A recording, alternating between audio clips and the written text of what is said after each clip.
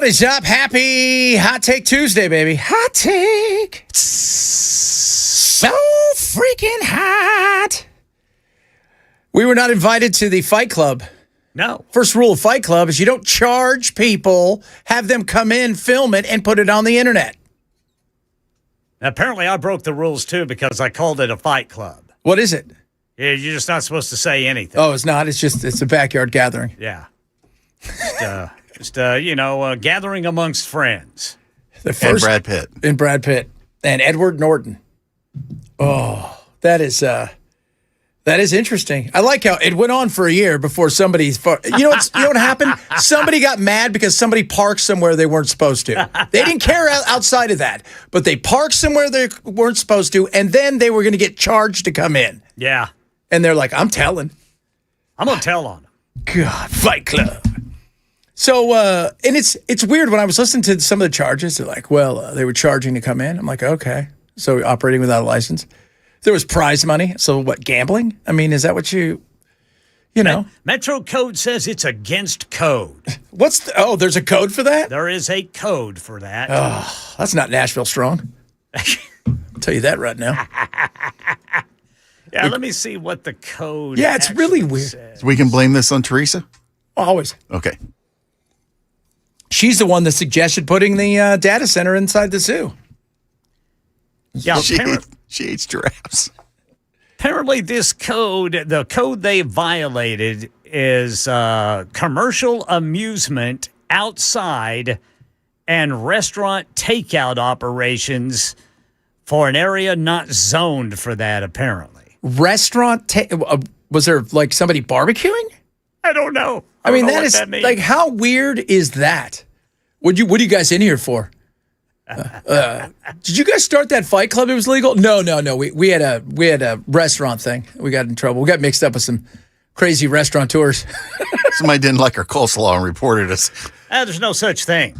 Did you like Fight Club? Did you like that movie? I did. Yeah, I liked it, but I like Snatch better. Oh, Snatch was great. I thought the twist was great at the end, and I've always thought, honestly, that Meatloaf was a pretty good actor, and I thought he was really good in that. Meat Lump? Well, he's passed away, so. He has passed away. He used to live here. Did he? Everybody lives here. Our buddy Jim Ools, he actually wrote Fight Club. He adapted it for the movies. All right. Yeah. He's done two things. He did that and the movie Jumper with Hayden. I love that movie. Yeah. And now he teaches at UCLA. I was so upset when that wasn't a hit because I just was dying for the sequel. Really? Yes. Oh, it was an interesting movie. That's where you could jump from, like, all you do is You could vision it. teleport. Yeah, you could teleport. So it's very interesting. And But, wasn't Diane Keaton his mom? I think so. Yeah. It was a weird movie. Should have done better. But that's when they were trying to make that Hayden guy, Christensen, a star, and that was never going to happen. It was never going to happen. Oh, yeah, the young Luke. Darth Vader. Oh, Yeah, young Darth. yeah, That's what it Anakin. was. Yeah, whatever he was awful. He was he just wasn't very good. Hey, Daryl just said talking about Fight Club is the main reason Tennessee is one of the worst places to live. That's true. So you two have just contributed to it. I was drug in against my will. So you just got to stick to backyard wrestling. That's right. You know what? If those guys charged tickets, they'd probably get in trouble. But nobody's betting on the wrestling. So if you're not betting on wrestling, No, somebody was betting on the wrestling. probably the backyard to Tennessee. If you guys don't know, I think it's called Tennessee Backyard Wrestling Association. Oh, those guys are spectacular. They do the whole thing.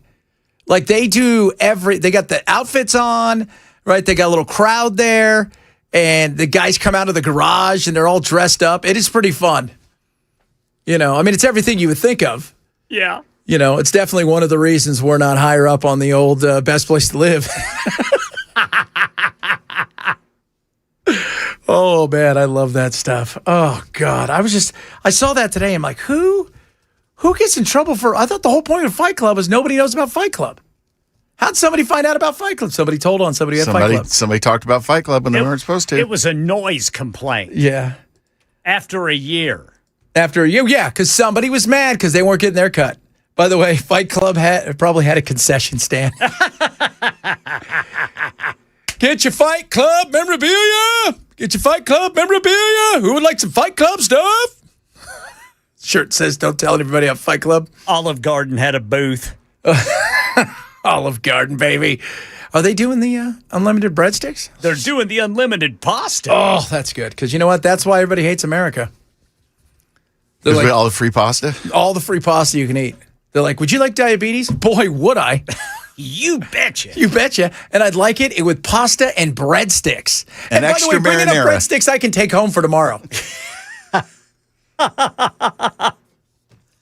That is America right there. That's why everybody liked our, it's the World Cup first game of the semifinal kicks off today. Our little over month long, sleepover is finishing up. But all of the fans going home telling everybody, I know what you guys thought America was like, but they were lying to you in the news. What was the biggest single upset in the whole tournament? Biggest single upset in the whole tournament. I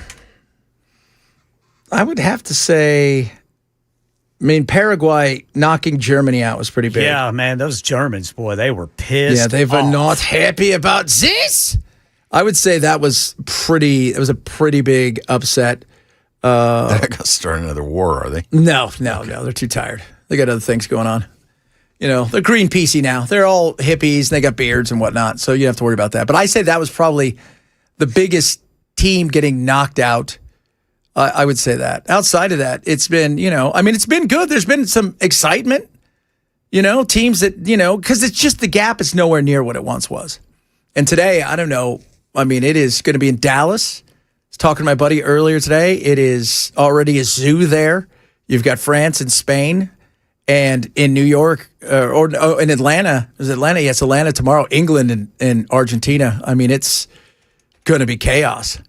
Because they don't like each other because of the puffins. Because of the puffins. And I got my World Cup hat ready to roll. No TV, though. Yeah, what's going on? We got that Haven't email. heard What that. happened? Something happened? We're a radio station. Why do you two want to promote TV? Because I want to watch sports. My sports. Fair enough. Well, just the game. Plus CNN. It's good to have on. Do you guys have it on in yours or no? Yeah, we usually have it on a news channel back here. No, but is it on now? No. Okay. I've got mine on because I've got antenna. I'm going old school, boys. I've got antenna, kids, and it's awesome. I usually keep mine on a news station so he can have two that he can look at the same. So Kent can have two he can look at the same time. Just in case there's breaking news. Yeah, because CNN, it's one thing CNN does well is the breaking news. Anything that has to do with tragedy, right? Like, God forbid there's a plane issue or hurricanes or earthquakes. They do that so well. Well, yeah, and CNN, I don't know about MSNBC, but I know CNN and Fox News, every story's a breaking news story. Oh, God, yeah. Well, yeah. Well, you know what? They realized a long time ago, if you keep that Chiron bright red Oh, yeah. with breaking on it, people will pay attention to it. They're gonna stick around. Drudge does the same thing when there's something big or they want you to focus on. And, as long as you get that, because it's all about your eye goes right to the red. Mm-hmm. Kind of like that old dude wearing the red suspenders in the Bison. They said he's going to be okay. So I found this out. No reason for him. So he and his grandson, I guess, were coming back from the bathroom. They were walking on a little side road.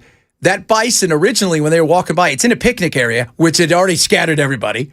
And it decided to lay down in the picnic area. It was well over 100 yards away from him. Yeah.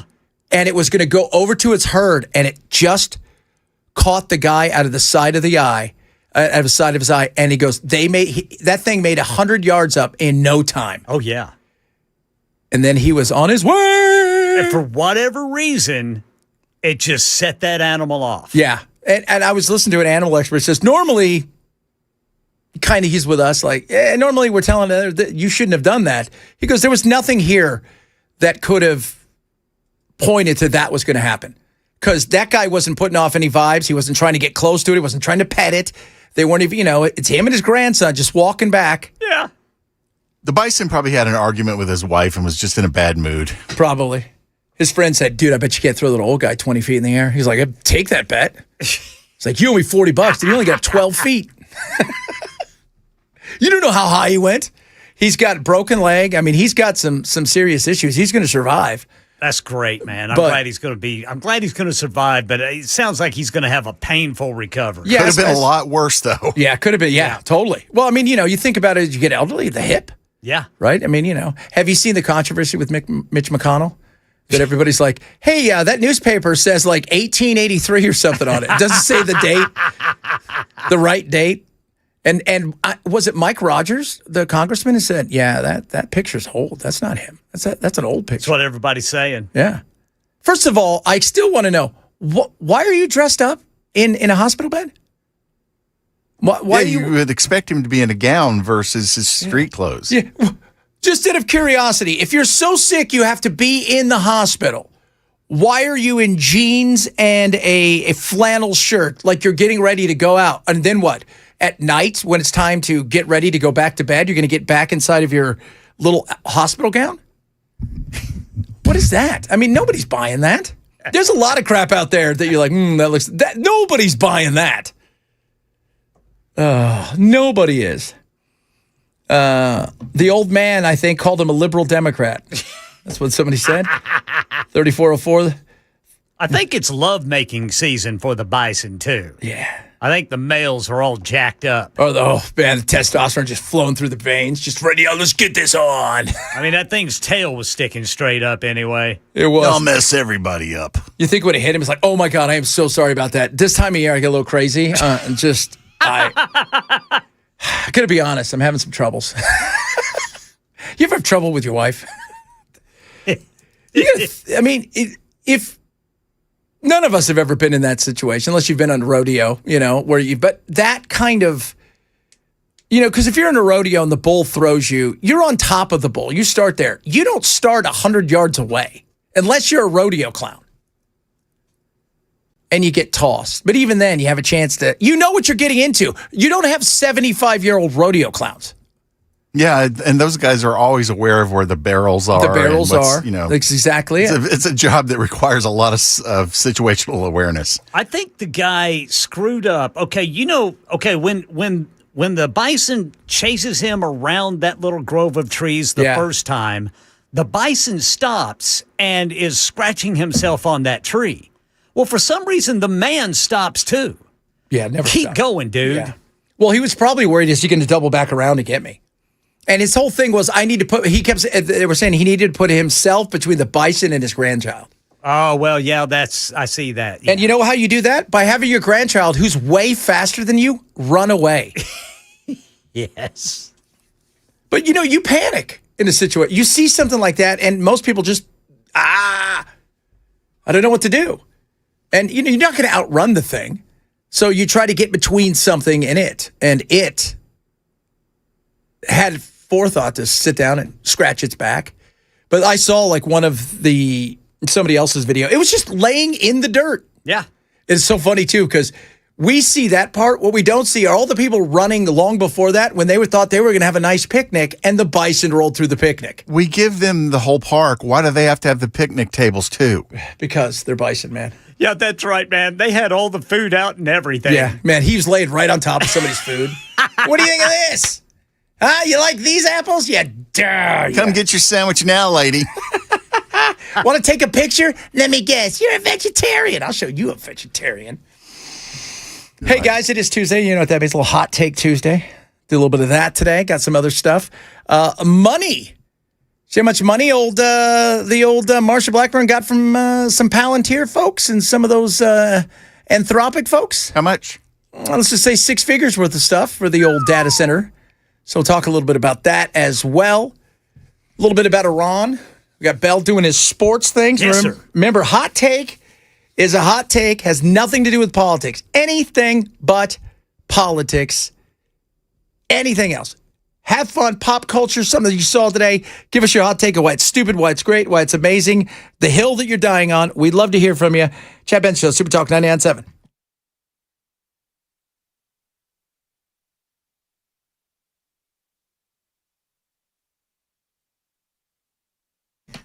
Okay, it's Bulwark Capital next Thursday. It's the 23rd, 5:30 our time. It's a free live webinar called Market Blind Spot. See what's going on in the market. Currently, there's some places out there that may be bubble bursting coming sooner rather than later. Are you prepared for it? just in case. Market Blind Spot focuses on the places that people don't look, whether it's your advisor, your financial person, maybe even yourself. Why not find out what my friends can do for you? It's a free webinar. It's 5:30. It is next Thursday, the 23rd.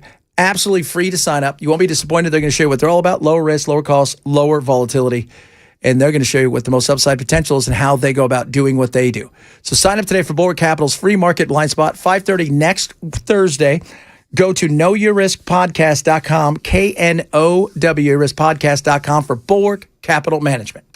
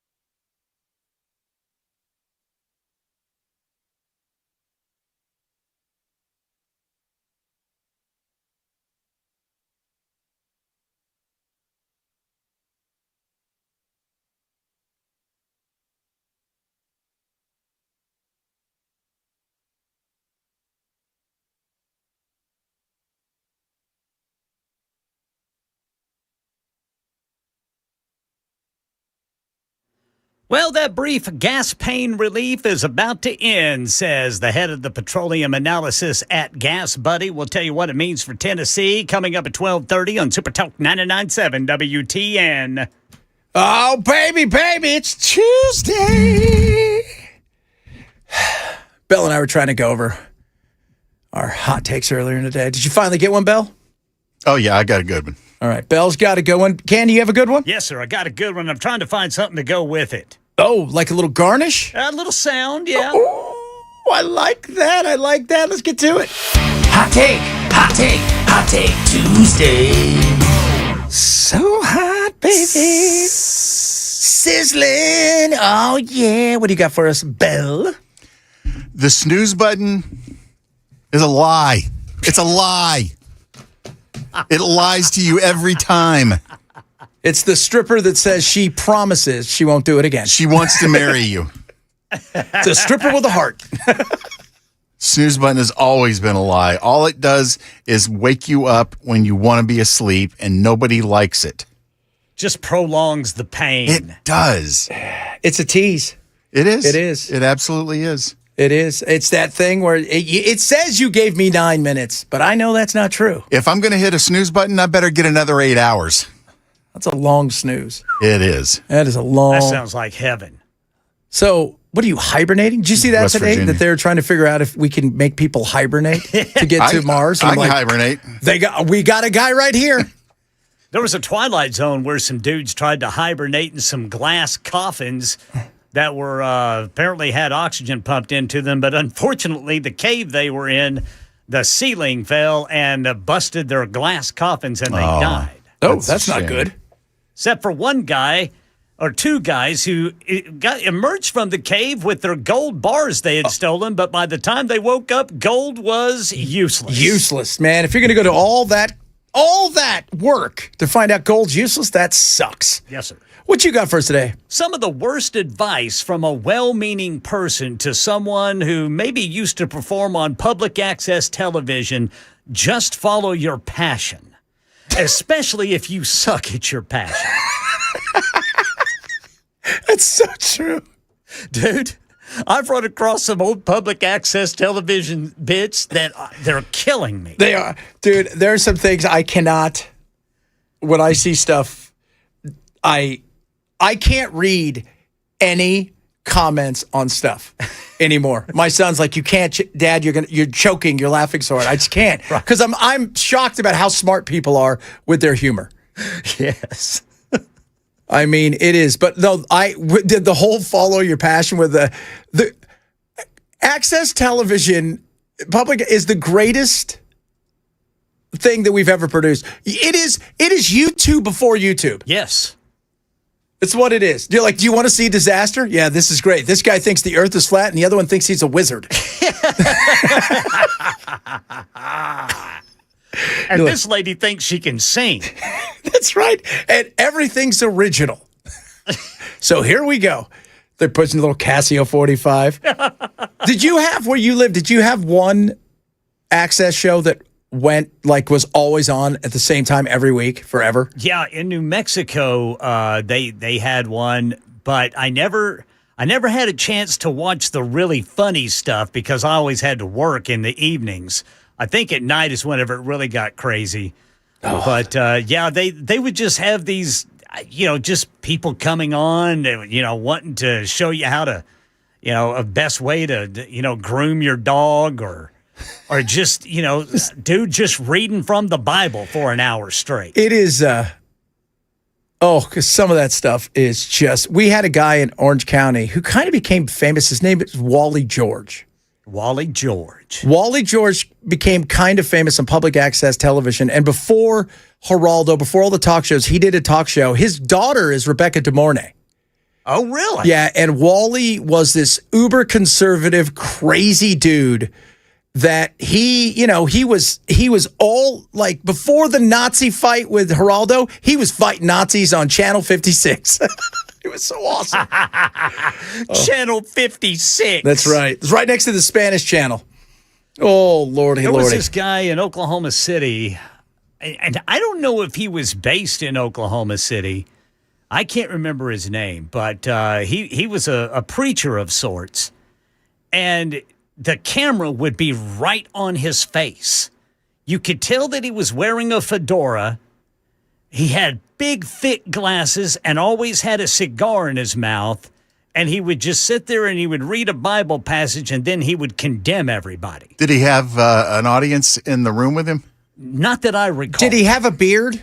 No. Did he write on a? He did have a beard. Did he write on a chalkboard? No. Oh, we had a guy who used to do that. I think I know who he's talking about. Yeah, I think I do too. The condemning guy. Yeah, he would like read a Bible passage and then just look into the camera and just start condemning. Those are the best people. Oh, Lordy, Lordy. My hot take today is never trust anybody who can't grow facial hair. Any man that can't grow facial hair, you can't trust them. Matt and I have an issue with you. Why? Because we're both like stunted at that ability. Yeah, but you've got some facial hair. Yeah, you're growing. There's some people out there, man, that's 12 years, 15 years, right? So you can't trust anybody that can't grow facial hair because that's just not normal. Like normal men can grow facial hair. Normal men can have beards. That's it. But speaking of crazy, I watched a pastor the other day. He said, if you have a beard, he condemned everybody if you grew a beard. Why is it that people with the best beards are bald? Dr. Gene Scott. Thank you, Daryl. That is who it is. Gene Scott. Dr. Eugene Scott. That guy. That's who it was nuts. Yes. Everybody knows who he would condemn. You walk by the television, you're condemned. You're like, what the hell? Yeah. What? Well, I mean, I think he went as far as to say everybody watching right now is going straight to hell. Yeah. Oh, goodness me. Hey, 3893 said his hot take is the best hot sandwich place is still Quiznos. I like Quiznos. No, that would be my girlfriend's kitchen. Oh, ladies and gentlemen, you know him as Bell. He hates women. Misogyny Bell. That is not true. I like sandwiches. I love women. His name is Misogyny Bell.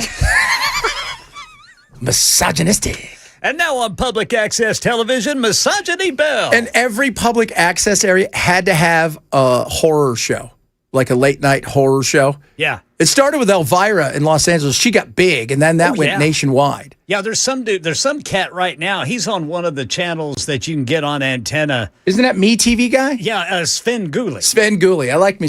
You know what? What a cool job. If you could have that job watching 50s movies, dressing up every week like a weird mortician, playing with puppets and making a living, like that's pretty awesome. Dude, he's gonna live to be 150 years old. Because he's got no stress, because he's Sven Gulli. He's got like a staff of 6 that are in front of the camera, too. Yeah, that's pretty good. It's because everybody wants to be hanging out with Sven Gulli. I'll tell you that right now.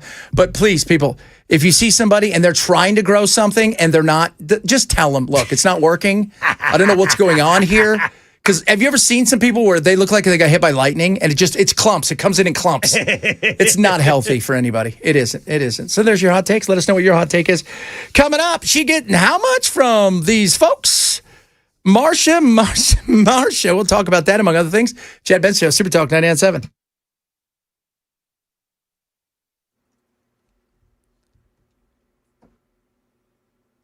I'm Ken Weaver with your top stories. Drivers, let me check the situation over here in Laverne. That crash has been moved off to the right shoulder. They're going westbound before Old Hickory Boulevard. And right now in Lebanon, road work has 109 southbound down to one lane intermittently between Hickory Ridge Road and East Division Street. That's for a second straight day. That brief gas pain relief is about to end, says Patrick DeHaan, head of petroleum analysis at Gas Buddy. Predicts the escalation between Iran and the U.S. could bring prices well above where they are now. I do fully expect that the national average could get close to that $4 a gallon mark in the next week or 10 days. Right now in Middle Tennessee, Gas Buddy says we're up 20 cents per gallon on average since last week.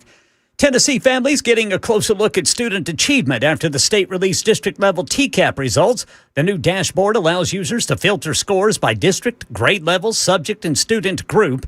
Education officials say 86 districts improved their overall proficiency rates from last school year. Williamson County led the state overall, while University Schools Memphis recorded the highest English language arts proficiency rate. And a rare appearance on Capitol Hill as 2 Supreme Court justices sat before a House Appropriations panel to explain why they think the court needs millions of dollars for increased security. Justices Amy Coney Barrett and Elena Kagan saying it's because of a rise in threats to the nation's highest court. Here's Justice Barrett. Many of us, me included, have received threatening anonymous deliveries designed to intimidate and harass us. Barrett said at the time of the Dobbs decision leak, she was given a bulletproof vest to take home by her security detail. One of the most popular minivans on the road is the subject of a new investigation from the National Highway Traffic Safety Administration, says Mike Dubusky. NHTSA has opened a new probe into the airbags on the Honda Odyssey. The agency says airbags can deploy while the vans are in motion, leading to injuries, and that this could affect more than 800,000 Odysseys made between 2010 and 2017. NHTSA says they're currently conducting a technical review. That's the latest news. Weather's next. I'm Ken Weaver, WTN News.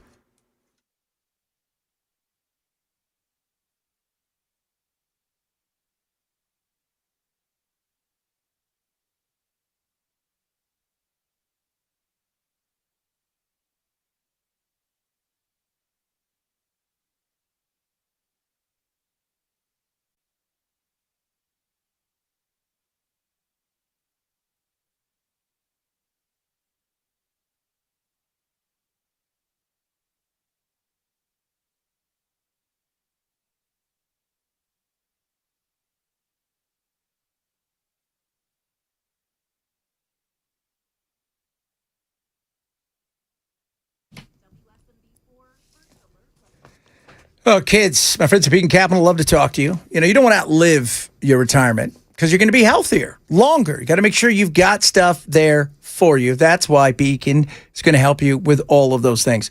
And this is what I want you to do. You call them today. It's easy. You pick up a phone. They're local. They love to sit down and chat with you. 615-488-9303, 615-488-9303. They're going to get you out of money enough for Lifebook. This is part of the Retirement Ready Toolkit. Retirement planning checklist and a guide for maximizing your retirement income. Top of that, they're going to show you several different things, including things like taxes to help you without, because let's be real, people sometimes forget, well, just because you're retired doesn't mean you're not going to pay taxes. Make sure that you have that covered. On top of that, they're going to show you things like healthcare. Some of you may need some insurance when it comes to GAP, Medicare, health, and let's not forget long-term care. They've got it all for you right here. And that's why Beacon's amazing. Get your free Retirement Ready Toolkit now. Sit down.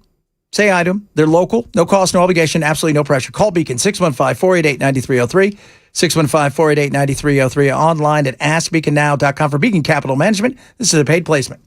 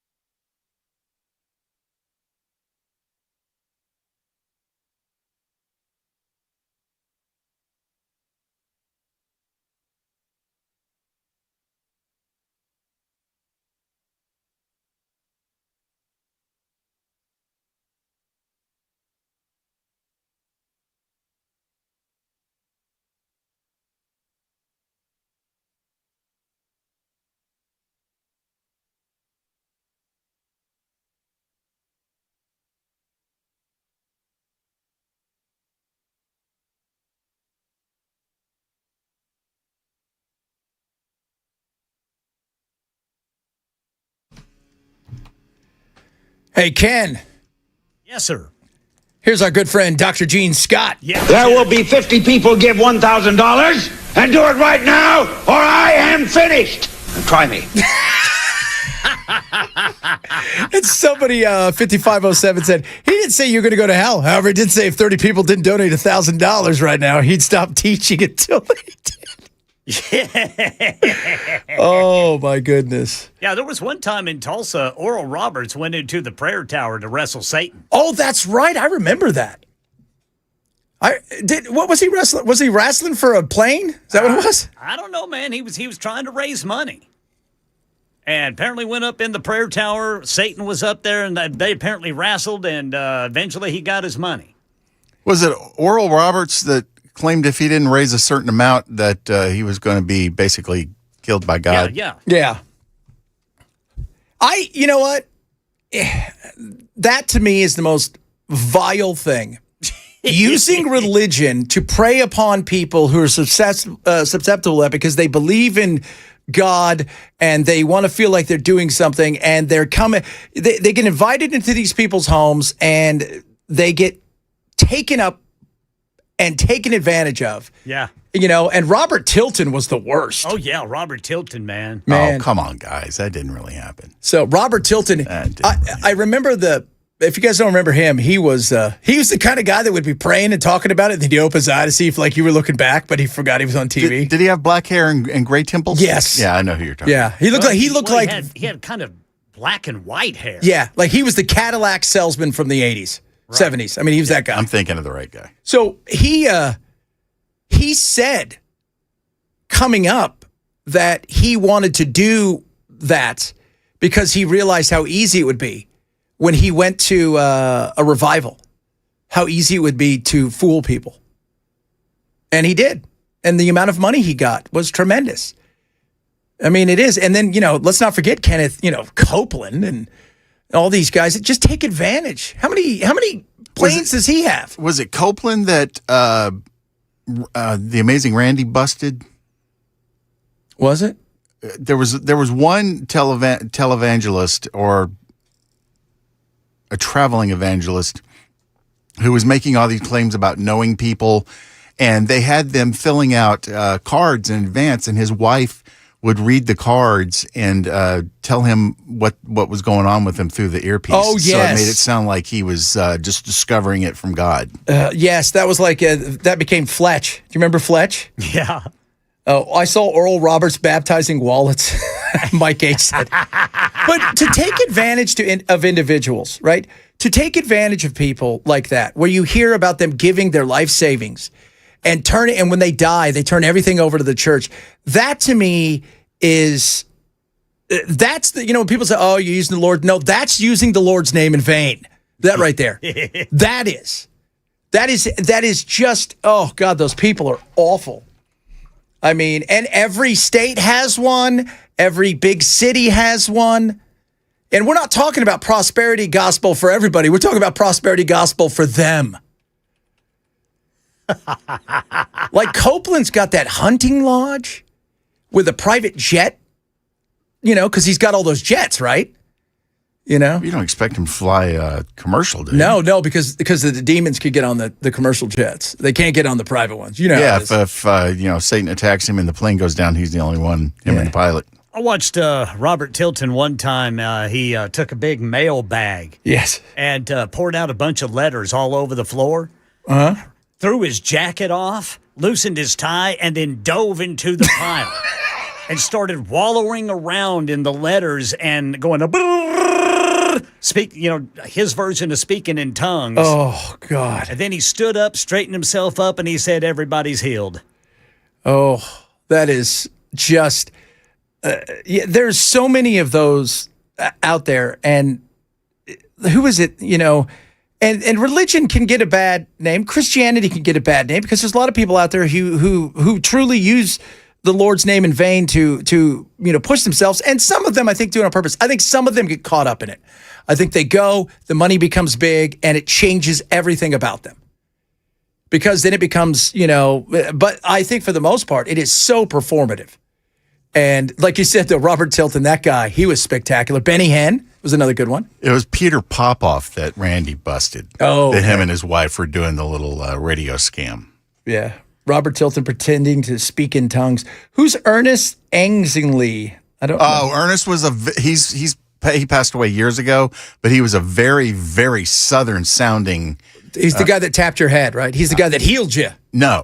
No? No. I think you might be right. But Ernest had the single thickest Southern accent I've ever heard in a human being, and that includes anybody on Hee-Haw. Oh. I just remember, that's why I have to be honest, if you guys have not seen that HBO Danny McBride comedy about the preachers, it is the funniest thing, and it's so true. In so many ways. It's just weird. The whole thing is weird. Speaking of weird, ladies and gentlemen, yes, I know he was the farting preacher. Everybody likes to talk about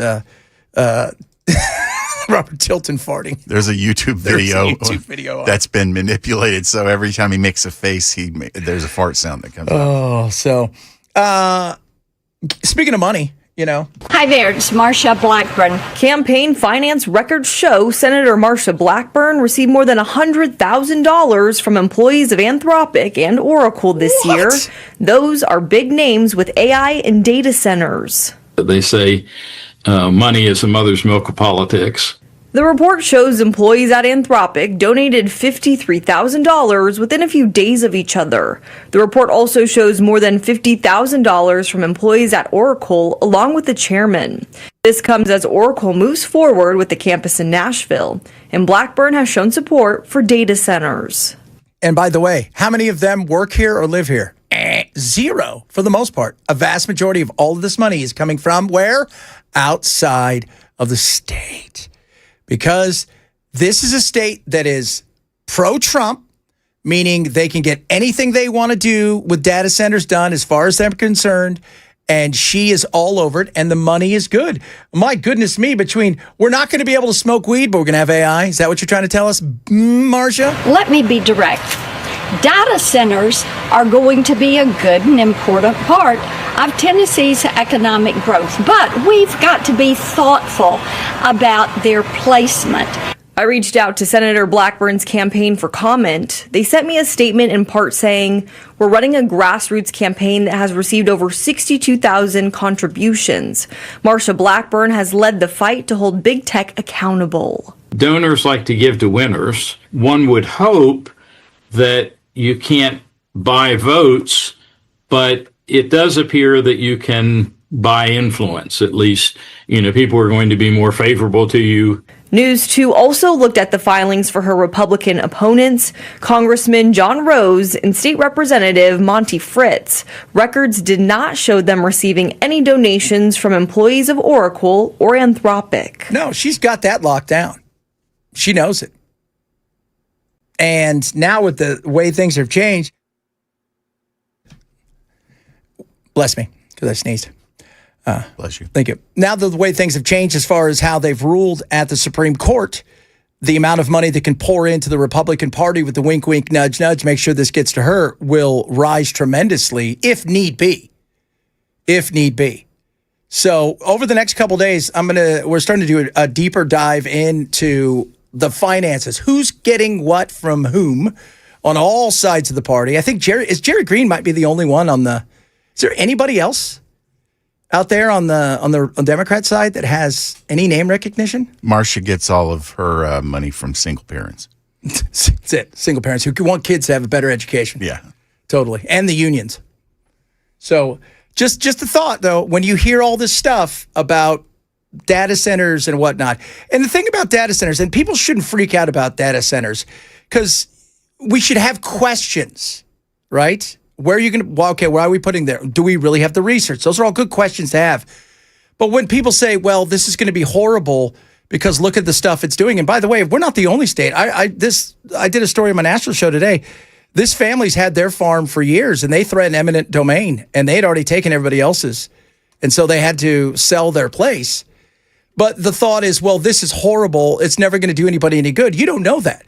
Through AI, through these things in the future, before they take us over and rule us and then drink all of our blood to make sure they continue to power, they're probably going to solve cancers and debilitating diseases and things of that nature.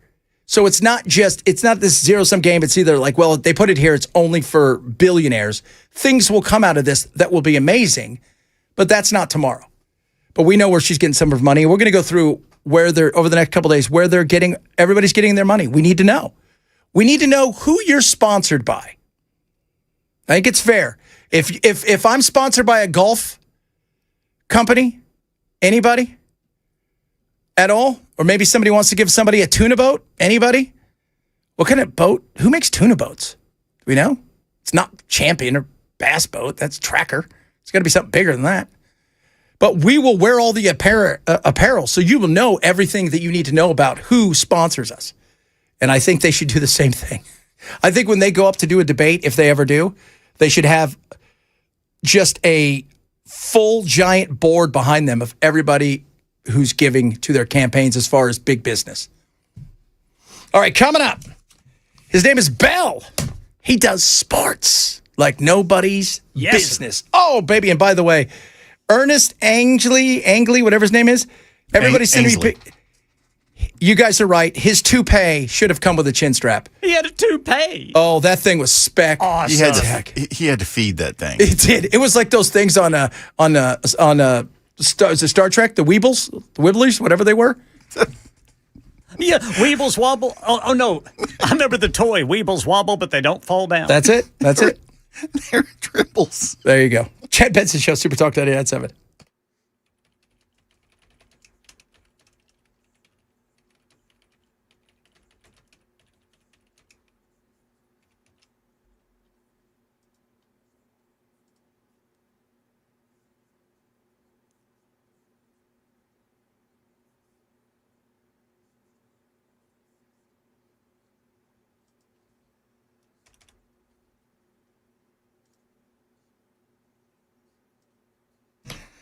Relief Factor is amazing. It's incredible. You will absolutely love it. You're going to help you get independence back in the way that you live your life. If you're sick and tired of being in pain, if you're sick and tired of struggling with everyday aches and pains in your body because of inflammation, Relief Factor is here to combat it and to win, and it wins big. I take it every single day. You will absolutely 100% love it.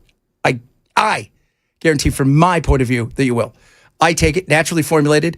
When it comes to working out and doing the things I do, I can do more and more of it every single day, and I don't worry about whether or not I'm going to wake up tomorrow in tons of pain. It just doesn't happen. Try Relief Factor now. Get yours, $17.76. How do you get it? Go to relieffactor.com, relieffactor.com, or call 800-4-RELIEF, 800-4-RELIEF for Relief Factor.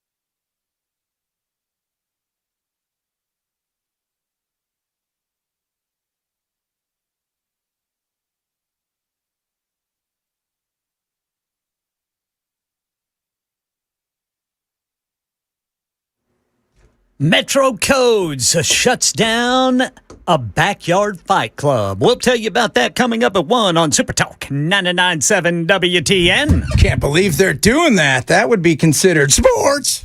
Now it's time for Sports with Bell. When you need to know sports information, you turn to the guy who calls basketball shooty hoops. Let's talk some sports with Bell. Yeah, baby Bell. What you got for us, baby Bell? So what position is striker? That's up front. It's goal scorer. Okay. So Erling Haaland, yes. that's how you say his name? Yes. Apparently was photographed getting off the plane when he got home. I loved it. It was awesome. Holding a taxidermied raccoon that is holding onto a bottle of berry gin. Yes. Have you seen it? It is spectacular. Yes, I'm looking at it right now. And on his Instagram, or actually on X, he just posted a picture of himself with it and said it followed him home. He is. So check, just to guys to give you how crazy this is. He came here, was already super famous. Highest paid player in the Premier League. I think he makes $670,000 a week. On top of, that's before his bonuses and everything. He arrives here. He's got 22 million followers on Instagram. He leaves here. He's at 80 million followers. Wow. And a vast majority of them are Americans. Now get this. Have you seen the girl that looks like him? They call him his little sister. It's this girl here has been trying to be an influencer in America. She goes to bed. She has like 12,000 followers, but she does the Holland a whole bunch because she thought it was funny. She wakes up next day. She has 3 million followers. Wow. Awesome. And she does. She looks like the female version of Erling Haaland, which may not be sexy. The manager of the store said that they got a phone call saying that some of the members of the Nordic team would be stopping in, so they closed the store for them. And apparently beyond the whiskey raccoon, which is actually holding a bottle of gin, he picked up 3 hats and a T-shirt that reads, "Y'all can kiss my Dallas." Yep. They had such an amazing time here. Not just him, because he went everywhere. He went. Did you see him in his cowboy hats? He embraced Americana like you could not believe. That's what made this World Cup so amazing, is how much, not just the fans, but the players got into being here. Does he understand that the average American would not be caught dead with that in their home? No, he doesn't care. When you're 23 or 22 and you're making, almost $1 million a week, yeah, does it matter? The taxidermy raccoon with the bottle of gin cost $750. Yeah, that was chump change. He's like, oh, I got that in my shoe. That is in my shoe. Very much so. Big shoe. So that night after they lost, was it Saturday? He and the team went out to celebrate their big triumphant, victories that they had. And he went to, it was Flo Rida, threw him a special concert. Well, so what do you know about that? So for him? Yeah, for them. So they're partying with Flo Rida, and when they landed, they were on, the plane was called the Row. And when they landed, the flow. Yeah, they got a full police escort all the way to the palace with the king and queen. That's not bad. That's crazy. That's pretty good. That is pretty good. Coming up, hour number 2 of the program. A lot of stuff still to get to. Find out what the weather's going to look like this week. Apparently, we're no longer going to tax anybody with in Iran, and at this point, the kerfuffle is kerfuffling again. So we'll talk a little bit about that, among other things. Chad Benso, Super Talk 99.7.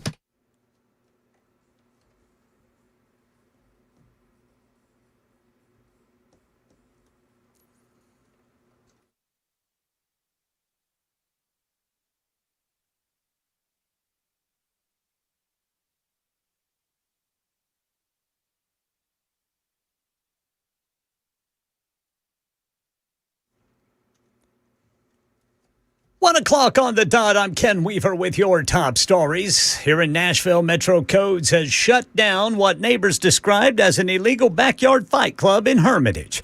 Councilman Jordan Huffman telling News 2 residents complained for months about large crowds, loud noise, unsanctioned fights taking place behind that home in District 14. Phrases like, fight him, kill him, and it's terrible. It's an unsanctioned fight where people being charged at the door, prize money being on the line. There's been accounts of individuals getting hurt, some underage. Codes officials say the property owners agreed to stop the events, but inspectors will continue monitoring the location.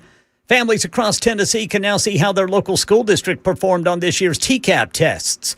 The Tennessee Department of Education's released district-level results for English language arts, math, and social studies through a new online dashboard. State officials say student performance improved in all three tested subjects compared to last year. Williamson County Schools posted the highest overall proficiency rate in the state at nearly 74%. And a rare appearance on Capitol Hill as two Supreme Court justices sat before a House Appropriations panel to explain why they think the court needs millions of dollars for increased security. Justices Amy Coney Barrett and Elena Kagan saying it's because of a rise in threats to the nation's highest court. Justice Kagan offered a brief breakdown on the spending. Aside from annual inflationary increases, recent growth in the court's budget has been almost entirely for security expenses. Now, the last time we saw justices testify before Congress was in 2019. They can expect to respond to very detailed questions on that $228 million request for next fiscal year. Nearly $15 million of that would go to expanding personal protection for justices.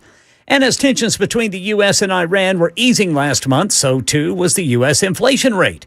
The Bureau of Labor Statistics has released the Consumer Price Index for June. The inflation rate fell more than analysts were expecting, 3.5% this June compared to last. At 0.4%, the month-to-month decline was the sharpest in over 6 years. The numbers are based on data recorded before the U.S.-Iran war heated up again, driving up prices. That will be reflected in the July CPI.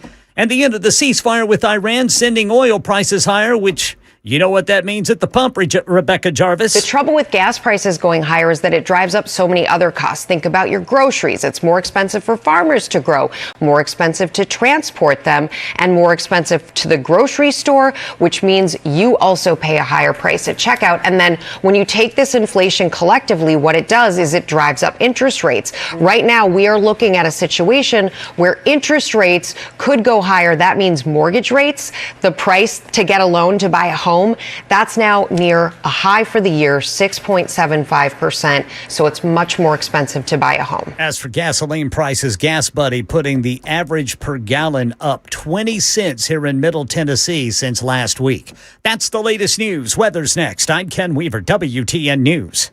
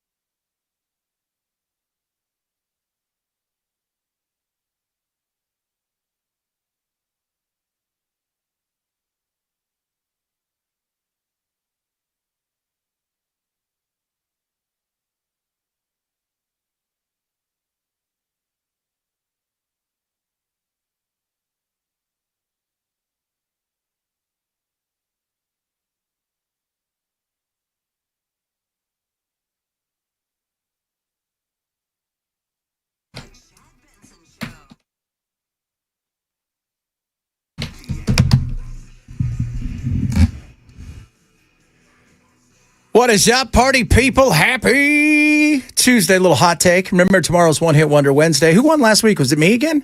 It was brother Ken Weaver. That's right. Ken Weaver crushed us. Ken beat us so bad we shouldn't even be able to compete this week. I think I got 8%. I think out of shame, I'm not going to compete this week. No, I've already had mine, man. I've had that thing.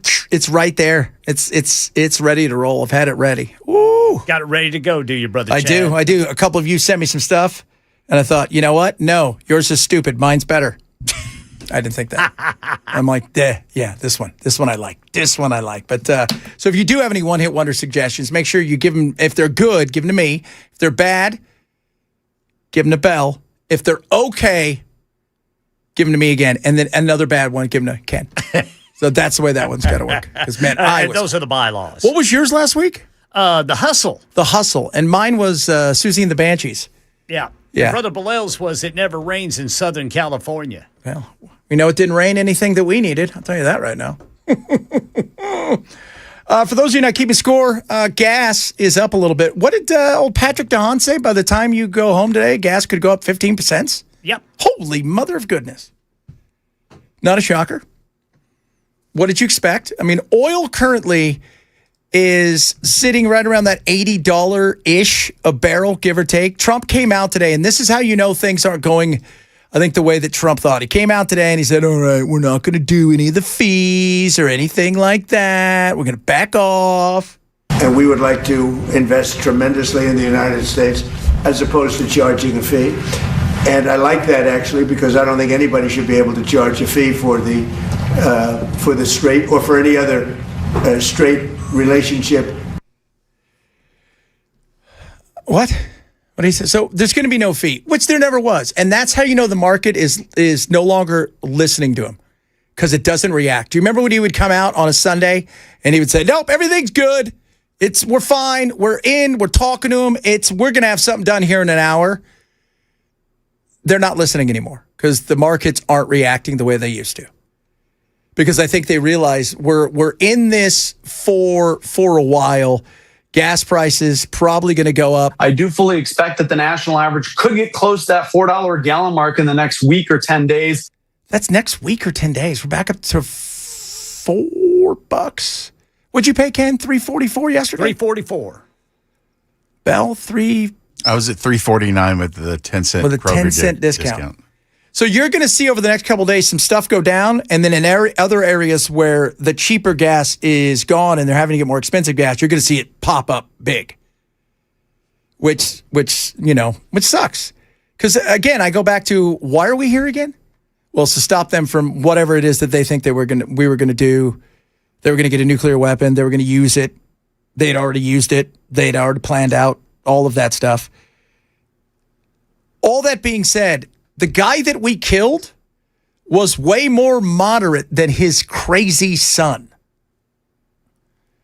And the IRGC is running the show, so they tried to get, Ahmadinejad, our good buddy? What do you call him, members only, Jack? Members only. Yeah, he's like the last member. They tried to get him, apparently, not only did he meet with the Mossad, they had a plan, and that did not go the way, because they were going to install him as the puppet ruler of Iran, and that didn't happen. And then, if we want to get serious, because you guys, it's like, you need to get deep. You want to get deeper in things. Yesterday morning, Saudi Arabia fired up and hit the Houthis again because they don't want Iran allowing stuff. There's been 4 years of quiet. The Houthis say if that's the game you're going to play, they fired stuff off. It didn't get there. Don't worry, though. Whenever you guys try to come here through the Red Sea, we're going to make sure none of that happens, and we're going to attack you. So, which will, again, keep prices up. So it sucks.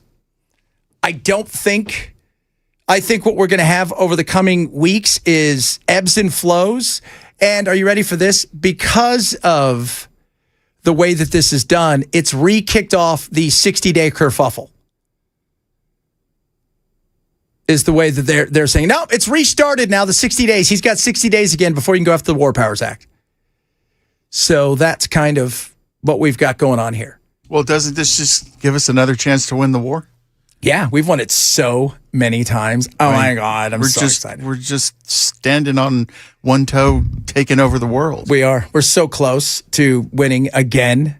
So We're going to see. But what this does to us is it makes everything more expensive in life. The trouble with gas prices going higher is that it drives up so many other costs. Think about your groceries. It's more expensive for farmers to grow, more expensive to transport them, and more expensive to the grocery store, which means you also pay a higher price at checkout. And then when you take this inflation collectively, what it does is it drives up interest rates. Right now, we are looking at a situation where interest rates could go higher. That means mortgage rates, the price to get a loan to buy a home, that's now near a high for the year, 6.75%. So it's much more expensive to buy a home. And when you get a home, one of the great things or bad things that happened in 2008, besides all of those horrible loans that were handed out to people who should never have got a horrible loan, or any loan for that matter. I make $12 an hour. I'm a double, triple assistant at, the Circle K. You want a $600,000 loan for your $600,000 house? Oh, don't worry. We're going to give you $650,000 because you're going to want furniture. And you might have to paint. Yeah, and which was insane. But people want to put, just ask Matt. People want to put stuff in their new house. They don't want that old crappy furniture. It makes the new house look bad. I got to get a new couch. We need to get a new this, new that. When life gets more expensive, that includes everything, not just the house.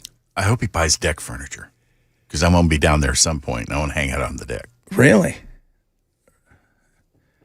See how big that deck is? Yeah. We need to get him to put a pool in for us. Oh, yeah. Good idea. Don't we need that? Yeah. Yeah. You know what? Matt, we need a pool for us. Why don't we have Ken talk to him about it? Because he'll listen to Ken a lot quicker than he'll listen to you or me. Well, see, that'll give us two pools because Brian Wilson has a pool, and then Brother Matt can have a pool. Yeah. Brother Dan Mandis has a pool. Oh, Dan would never let anybody within 10 miles Dan of doesn't his go house. in his own pool, I bet. Dan, you think Dan wears water wings? Not anymore. I feel like he kind of does. I'm kidding, Dan. I love you. Somebody said, who gives a blank about how the market reacts? Well, I will tell you who does. The average person who doesn't want to pay $4 for a gallon of gas. That's who does. Or $10 for a box of cereal. Oh, what's wrong with that? Hey, that's what you wanted. Nobody wants this. But I do think the forever war, I think this thing is going to linger for a while. For an absolute while. Don't be negative. It's only going to be 6 weeks. To stop the spread? To stop the spread. That's for the explosive diarrhea. Yeah, speaking of that, how's that going? Because I saw in the news today, all of them had some stories about explosive diarrhea here in the state of Tennessee. Is it growing? Yeah, it is growing. Well, we know about how many cases we have in Tennessee. According to the CDC, about 30 cases here in Tennessee, about 80 cases in Kentucky. But the real deal is in Michigan, where the state health department is reporting thousands of cases. So a lot of the investigation is, as to the sources, focused there in Michigan. We have no idea, right? Where this came from. Yeah, they're not sure. This guy, Dr. Darian Sutton, says when you look at the evidence, one factor is that this is likely being shipped from an area that's endemic with this parasite. The warmer temperatures allow it to survive on the transport that lands on our dinner tables. No. Right now in Michigan, their numbers are 50 times their annual typical rate for cyclosporiasis. The incubation period for it is about 2 weeks. So remembering what you had for dinner or breakfast or even lunch the day before is difficult enough, let alone 2 weeks ago. Yeah, because you'd have to go back 2 weeks to think, did I eat some fruits and vegetables? Well, I don't have to worry about that, but for other people, they do. This is already messing with my life, though, because normally I like to stop at the grocery store on the way home, and when I'm buying, I get myself a nectarine, too. Yeah. And I eat the nectarine in the car. Now I'm afraid to. Yeah, and those prepackaged salads, man, stay away from those. Yeah. Yeah. I haven't been buying those. Yeah, if you want to make yourself a salad, they're saying get a head of lettuce, take off the top leaves, then wash it. Well, wash it, take off the top leaves, wash it again, and then throw it away. Yeah, you'll be a lot. It'll be a lot less riskier than getting those bagged salads for sure. Yeah, that was my go-to. I'd get it like Belle and we'd each get those little salads for Kroger, wherever you get them, and they come with never enough ranch inside of there. One of those little things, just enough to dip it in once. And it's always kind of a hit or miss when you get the one with meat anyways, because you're like, You know? Yeah, the club, with the ham and stuff? Yeah, it's got the ham, and it's also got eggs in it. Yeah, it feels a little weird right there. But now I feel like I threw mine out because that was one of the things I saw in Michigan they were worried about with some of the prepackaged ones. And I just said, it's not worth it. No. You don't want this, man. I mean, as much as I like reporting on it because it gives me a chance to say things that are disgusting, I do not want it. And it's fun to laugh about it. I don't think it would be very fun to have it. No. It could last for weeks. That's the thing. I mean, think about this too. You're gonna take it. You're gonna get sick. It could last for probably at least gonna last you 7 to 10 days. It may not be all the violent stuff, but you're gonna be kind of butt kicked and not be able to really eat much, and just probably turn a little gray, a little ashy. And imagine you're in the car driving to work, and suddenly, Yeah, I'll be making a lot of stops there in Smyrna. Yeah. So you don't want that, and it's the fact that we don't know exactly where it comes from, which gives you pause for I don't know if I want to eat that.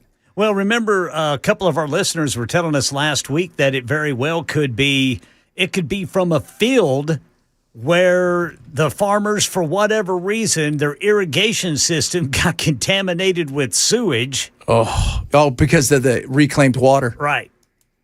That's right. And then that's terrible. Somebody says, you know where I never get sick? Best donuts. Pretty much true. Why is it that we always hear recalls and bacteria and viruses? It's always on fresh fruits, vegetables, stuff like that. But you go in and you order a bran muffin or you go for a donut. That never makes you sick. Who in God's name's getting a bran muffin? What the hell is wrong with the blueberries in it. Oh, my Lord. We're talking about going and getting ourselves a big, giant-ass cinnamon roll that we can just, look I'm at not all discounting the cinnamon and you're roll. Like, you know what? I am not. I got a bran muffin. I am not discounting the cinnamon roll. I got a bran muffin with my oat milk. I hope you trip. I got a bran muffin with my oat milk. Yeah, you just have to start writing down everything Because if you got sick today and your doctor goes, what did you eat? And you're like, I don't know. I don't even know what I had to eat.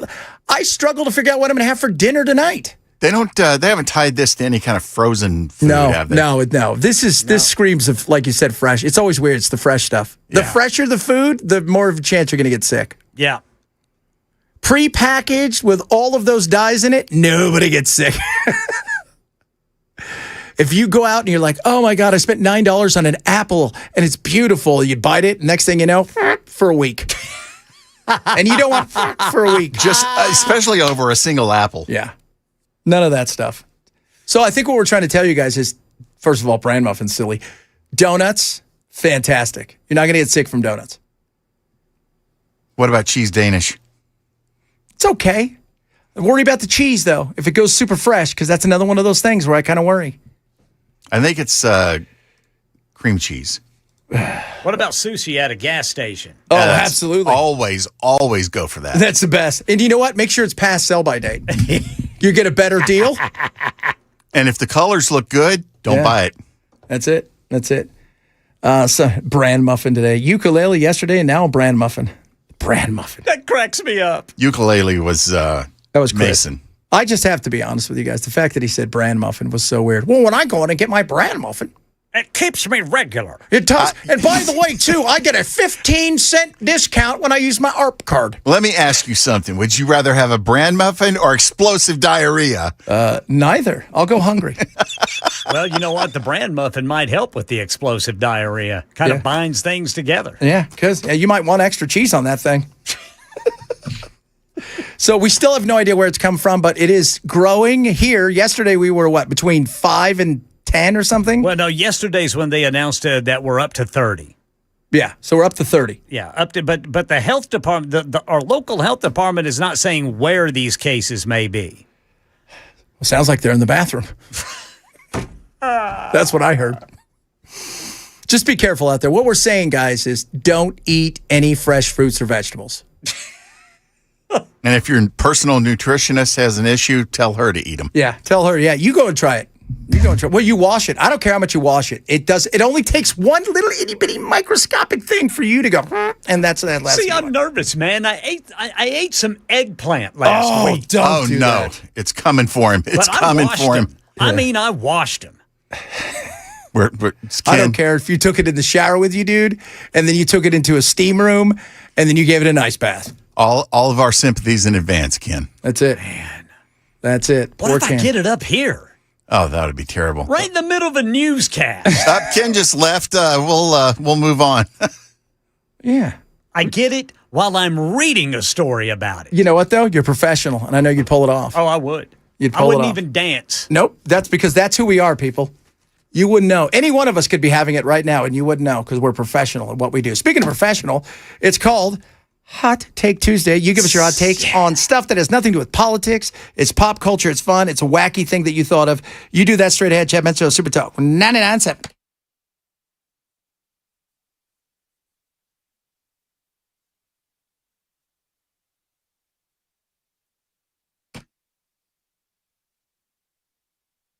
Incogni is awesome. If you don't know what Incogni is, I'm here to tell you, okay? I use Incogni. Over 407 data brokers. They have gotten my data off their list. Anybody can buy data. It's out there. Anybody, including the government. They can buy your data, and they can do whatever they want with it. Scammers use it, 20 billion plus last year in just phishing emails, fake phone calls, text messages. You want your data controlled by you. That's what Incogni does. They go in there, they get it off because legally they have to allow it to get off. And if it tries to come back, they suppress it. It works. 407 in about 3 weeks. That's how much they've crushed these data brokers. I know it'll work for you. So how do you get Incogni? First of all, 60% off when you use my code Benson. You go to incogni.com/Benson. INCOGNI.com/Benson. If they can't find your information, it's way harder for them to scam you. That's incogni.com/Benson. Use code Benson. Hey, what's up, guys? It's Matt Murphy with Super Talk 99.7 WTN, and this morning we are out and about at my house, my brand new house that I've been talking about on the radio, with Nate from USS. What's up, brother? How are you? I'm excellent. How about you? I'm doing well. Good. We invited Nate out. Now, obviously, when you're a new homeowner, especially when you buy a house that's got a few years on it, you don't know what you're dealing with in terms of foundation. And I know that Nate knows a lot more about what I don't see and what I don't know about than I do. So bring the experts out and get them to check out your house.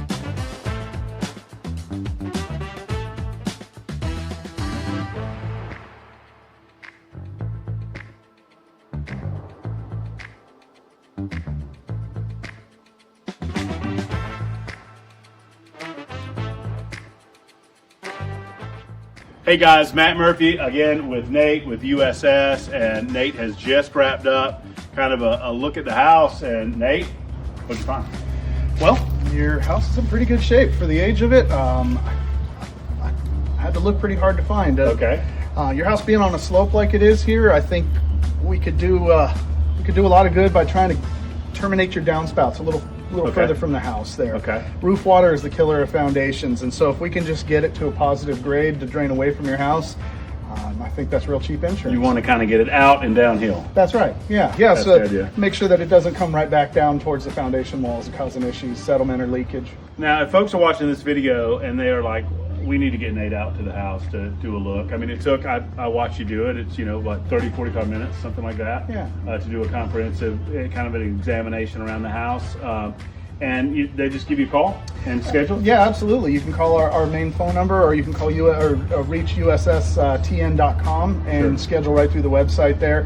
Our girls in the call center will get back to you just about immediately, as long as it's during business hours. So this just makes a lot of sense, folks, for you guys to do an examination of your house like we've done, to check it out. I'm going to get those gutters done with Nate and his team at USS, and then we'll do a video and let you know how those look at the end of all of this. So thank you, guys. Hey, that'd be great. We appreciate you, brother. Matt, we appreciate you.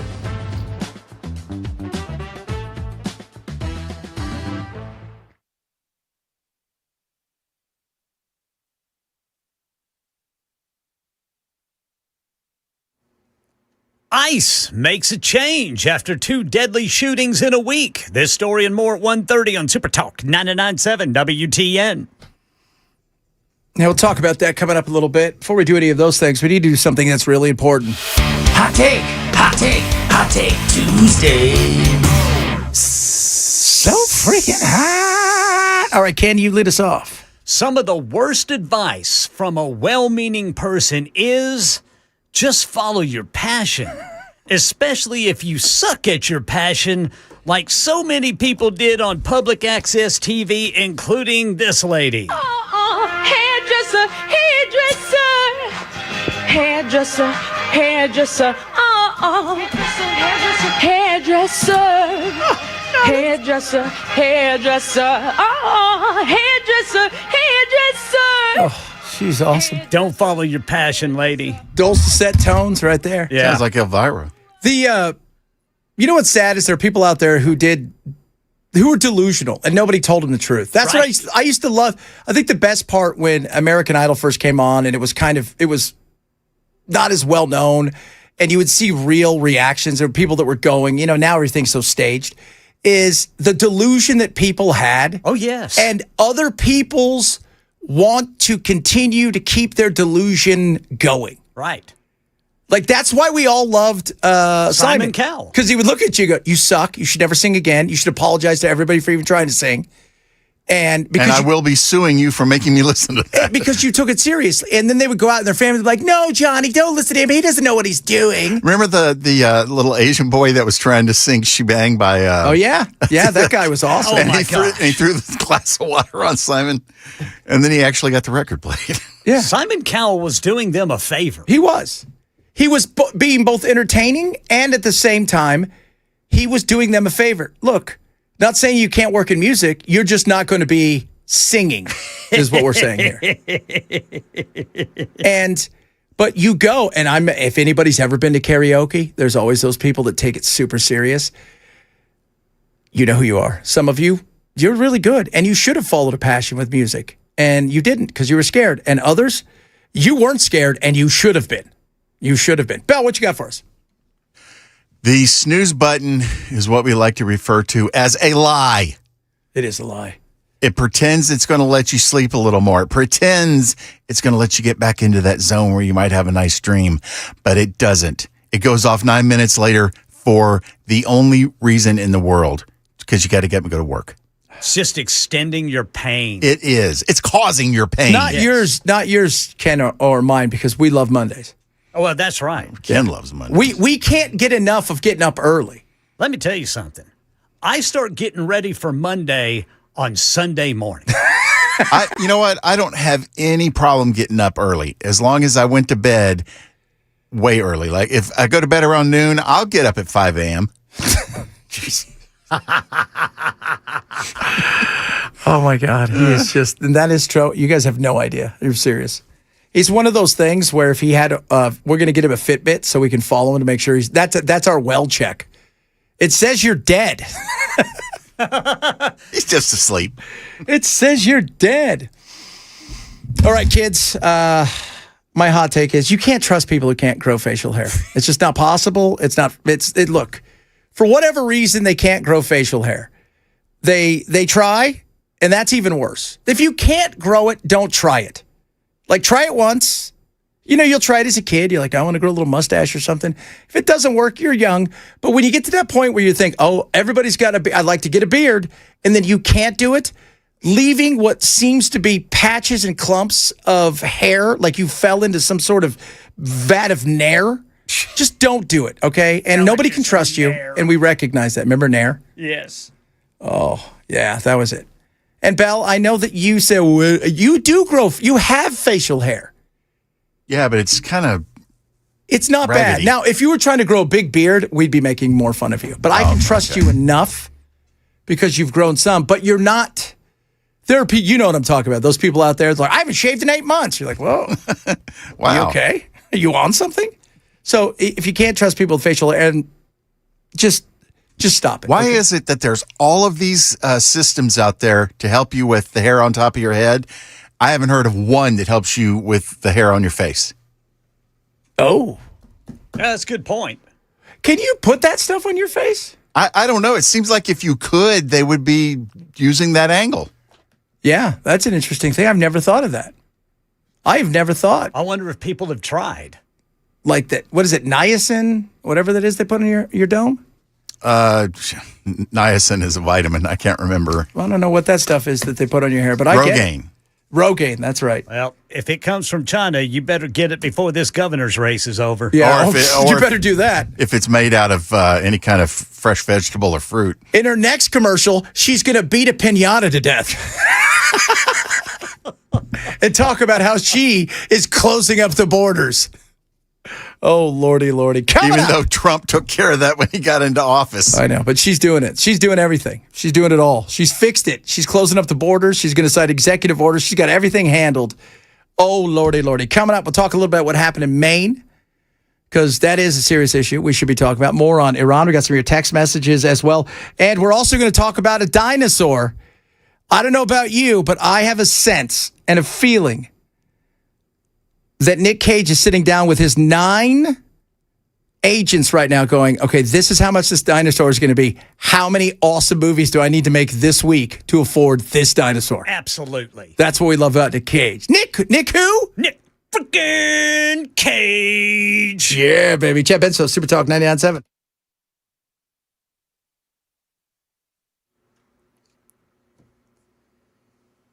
I'm Ken Weaver with your top stories. Drivers, I still see some road work in Lebanon. Only one lane open, Highway 109 southbound between Hickory Ridge Road and East Division Street. Got the full forecast coming up in 5 minutes. ICE has temporarily stopped pulling people over in traffic after 2 fatal shootings involving agents in Maine and Texas. The policy change comes after 2 men who were reportedly not the intended targets of ICE operations were fatally shot during enforcement actions. And that brief relief from gas pain is about to end with the escalation between Iran and the U.S. to blame. That's what Patrick Nahan, head of petroleum analysis at Gas Buddy, predicts. Here's why he's come to that conclusion. After 8 weeks of declining, we may see a multi-week upward trajectory after oil's big jump yesterday, after new escalations in the strait between the U.S. and Iran. It likely will start to cost Americans more to fill up. Right now in Middle Tennessee, Gas Buddy says we're up 20 cents per gallon on average since last week. And President Trump wants to charge 20% on all cargo moving through the Strait of Hormuz, something Iran wanted to do and the U.S. opposed. Here's White House correspondent Karen Travers. This was a big announcement yesterday from the president saying that the United States should get money for protecting ships that would be going through that critical waterway. The president was asked how this would work. Here's what he had to say yesterday in the Oval Office. I want to be reimbursed because we're protecting a very rich portion of the world. We're spending money.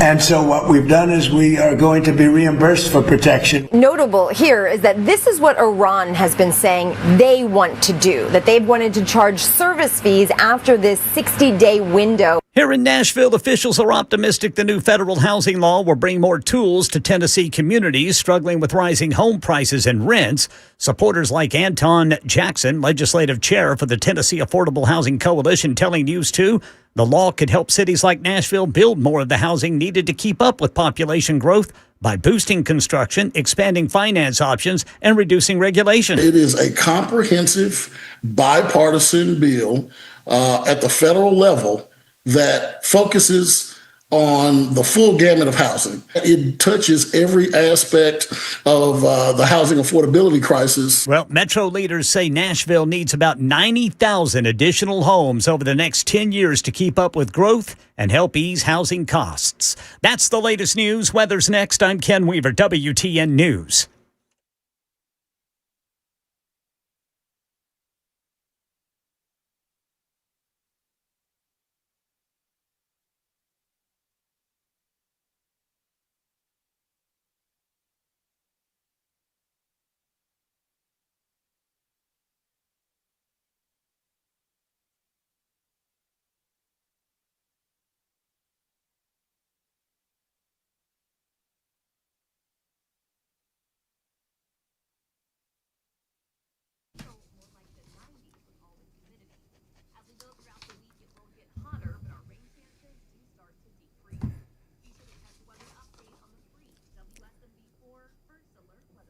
All right, guys, you ready to have some fun with your back being back? You've got issues with your back. You go see Dr. Mitchell in the Wellness Institute of Nashville.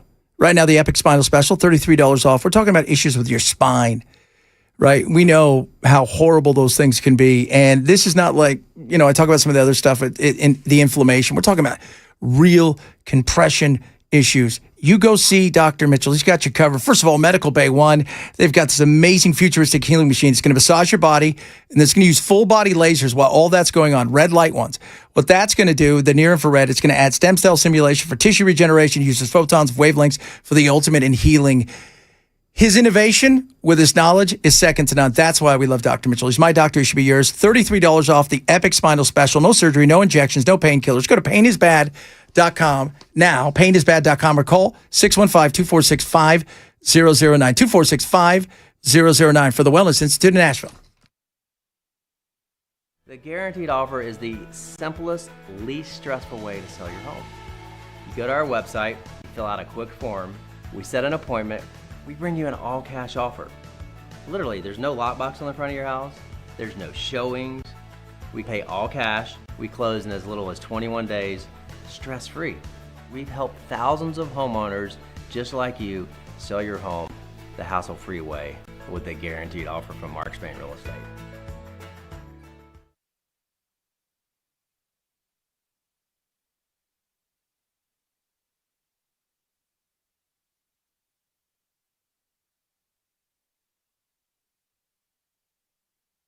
Hey, this is Pastor Al, and join us on Super Talk 99.7, Sunday evenings from 7 to 8. We're going to look at the news from a biblical perspective.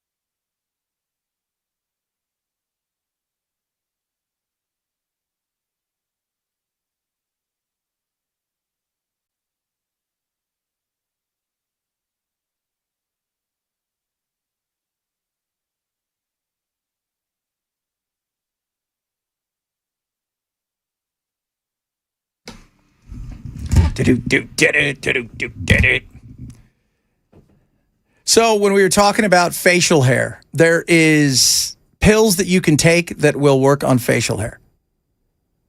So if you're interested in Bell, although, you know what you should get? Plugs. Do they do plugs for facial hair? I ain't spending money on that. What was that place? Bosley? People used to go. Remember that? They get the little... Well, we had a client called PAI. Yeah. And I think Matt actually asked them if the techniques would work on facial hair and got a negatory. No, so apparently there is, because we're talking about things I don't trust, people who can't grow facial hair, and we were asking about beards, and several of you chimed in and said there is stuff that you could take for your beard now, or facial hair, which is interesting. Man, all that stuff has come such a long way. I still don't know why anybody would do a rug. I'm fascinated by that. Especially because they can come off. Yeah. I mean, we very know. inopportune times. Yeah. We know what a rug looks like. We do. Everybody knows what a rug looks like.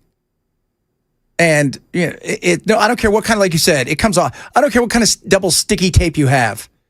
Well, the glue, and I know, and it's so expensive too. So expensive. Like, what do you pay for yours, Bell? Is that real hair or is that horse hair? No, this is a combination of real human hair from a young girl that had cancer. Thank you for asking. And horse hair and a little bit of panda mixed in. A little bit of panda? A little bit of panda. Uh-oh, you better watch out. But only the dark hairs. You better watch out because Marcia's going to come over and smack your ass. She's going to stick some game rangers on you. That's right. Mrs. Fed Time's coming after me. Fed time. Yeah, I've just always curious about, and if any of you have a rug and you wear a rug, first of all, send us a picture because it's hilarious. Secondly, I got yelled at because they took my nerd card away because I didn't know what a trumbull was. Tribble. Trumbull. What did I say? Trumbull. I didn't know what that thing was. I don't know what any happens of them when you are. feed a tribble too much? Yeah. What happens when you feed a tribble too much? There's more tribbles? You get one to get another tribble. Oh. What happens when you feed the little the gizmo guy? Nothing. Put water on him. You can't get him wet after midnight. It's always after midnight. It's always after midnight somewhere. Yeah. And actually, after it turns midnight and you get to 12:01, isn't it before midnight? Oh. What if you get him wet at 11:40, but he's damp still at 12:01? That's a good question. These are dry things. him off. Yeah, these are things that we need to be investigating for the audience. Yes. To hell with the war. Let's find out about Gizmo. My wife, because this weekend we were going to go to the reptile thing, and my wife knew, and she told me you can't get. And I was all ready to go, and I never got the. For once I actually was. That's why I texted you and said, just make sure you give me enough time so I can take a shower before we go. And you said okay, and then we never went because your wife put the kibosh on it. But she told me I couldn't get anything, so I'm like, well, why am I going to go? She's afraid you're going to come home with a bunch of new animals. Yeah, capybara. Oh, don't even tease. I got offered one yesterday. Really? Yep, a 1-year-old female. How much? $6,500. Is that a decent price for? Yeah, for this. This one is. Yeah. How big are they at 1 year old? She's probably pushing 70 pounds. Yeah, they can get. And what's their full size? 150. 150. So halfway. Males probably get to 150. Females probably get to, because they're dimorphic. So males will get a little bit bigger. So yeah, about 110 to 120. But if I'm going to do that, I'm going to go babies, and they take a little bit more work. Absolutely. Yeah. Yeah. Well, plus you have a better chance of like really bonding with them. Yeah, that's exactly what my wife wants, and my cat really wants one of those too. Because my cat's a cowboy. That's what he told me today. Remember, you'll need to buy another alligator so that they have something to ride on. They don't like alligators. They love alligators. Only in the water, though. Only when we're going for a spin. And I got to get a bird to put on them because everybody's got to have somebody to ride around on. See the way that works? So if you guys would like to know, I did not get it. Not that I didn't want to, just that I knew I was totally going to get yelled at. You would have bought the capybara and come home with like 4 or 5 reptiles and a bird. Yeah. No, I would not have. I won't do a bird. Tell you what, that's a lot of work. And they live for so long. Yeah, they can live a while. I mean, parrots live, 70 years? Something like that. 80 years? I mean, that's crazy. One of my first all over the place. One of my first program directors, he got a bird when he was a junior in high school, and as of 10 years ago, he still has it, and he's older than me. Wow. Well, like things like macaws and toucans and most parrots can live to be around 80. Oh, that's a long time. That's a very long time. Yeah. And I've already, by the way, I've already annoyed my family enough because I've got Aldabra tortoises, and they're 3, and they'll average 110 to 150 years. Awesome. So my great-great-grandkids are going to be super pissed when they get one that weighs 400 pounds. Is that adulthood? Yeah. How long does it take them to mature? 30 years. They'll get mature. 30 years. How much do they have to eat on a daily basis? Well, in the backyard, they have a lot. They just roam around. We give them some snacks and stuff, and they will roam around and they keep the grass cut. No, they're not cool like goats. Oh, but they go to a specific area too, and they always think that nobody can see them as they grow bigger. I'm telling you, man, I love that account I follow where it's that pig. It's a pig, a wiener dog, a cat, and a big turtle, and they are all best friends. Oh, I love that. I follow one where a guy brings his cow in and feeds the cow, or tries to do stuff with the cow in the kitchen. Have you seen that? No. It is hilarious. He's trying to make pies, and the cow's just eating everything. But the pig and the guy, is that the one that sings and feeds the pig? And no. And they're all dancing? No, this is just, she's called Minnie Pig, Minnie the pig. Which is a lie, by the way. Right. And that little, and she loves that turtle. That turtle loves her. They eat beside each other, and then the pig scratches herself on the turtle. Oh. And the turtle actually positions himself for her to scratch. Yeah.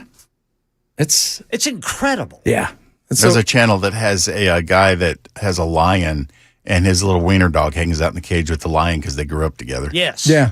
And they in a lot of places actually they'll use like golden retrievers. So if the lions or the tigers have lost their mom, they'll bring in, especially when they're little, golden retrievers in particular, to boss them around and to teach them how to be, how to grow up, and they will protect that dog. You have no, it's crazy how smart they are. It is. It's so insane. So insane. Did you see that dog last week that attacked that bear? That bear was coming in to that little girl. No. Was this YouTube? I think it was it was all over the news. I think it was Northern California, but a bear was coming up a driveway, and that German Shepherd took out. Oh, yeah. I know exactly what you're talking about now. It's amazing. And people think, oh my God, the dog. You don't have to worry about the dog. I mean, they're not going to get into a drag out fight.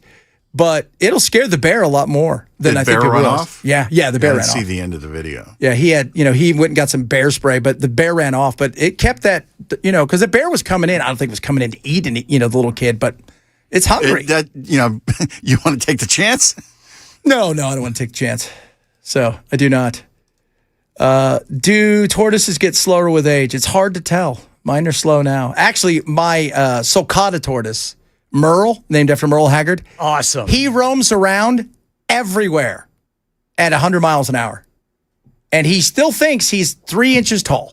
I mean, the bigger a tortoise gets, the more weight they're having to drag around. So it seems like natural that, especially if you're talking Galapagos or something like that, it's going to get slow. No, but they also are strong, stronger than people realize. So the mild Dobras will... Yeah, my grandkids are going to love me. The males will be 4 feet and weigh about 550 pounds. The females will be 3 feet and weigh about 350 when they're full grown. So now, if you got to take that thing to the desert, how do you get it in the station wagon? You don't take it to the desert. I mean, not the desert, the vet.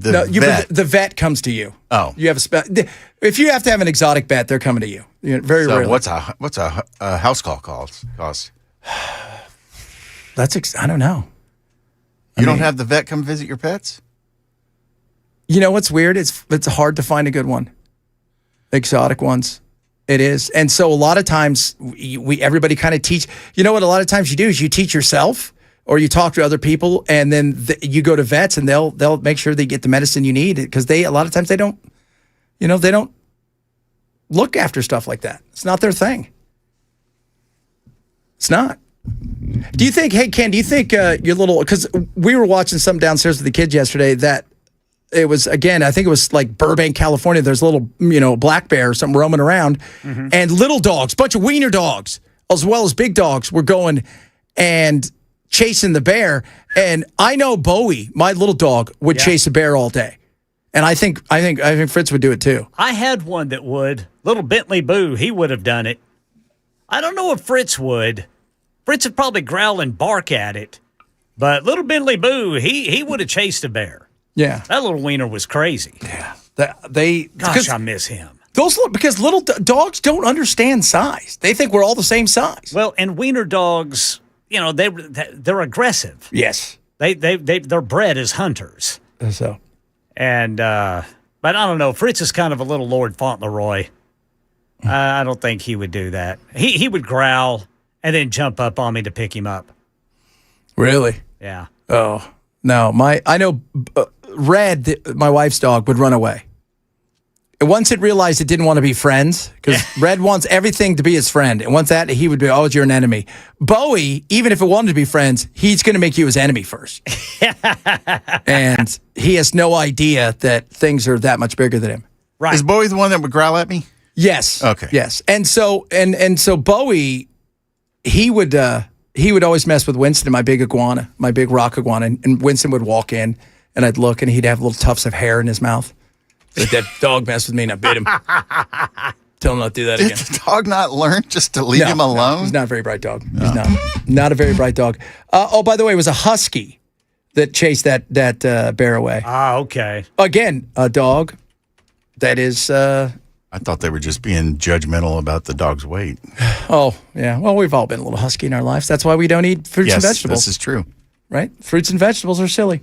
All right, coming up. Speaking of animals, it's a dinosaur. It's for sale. The cost will shock you. That's why we need to get Nick, who? Ken? Frickin' Cage. On it right now. Chad Bench Show, Super Talk 997.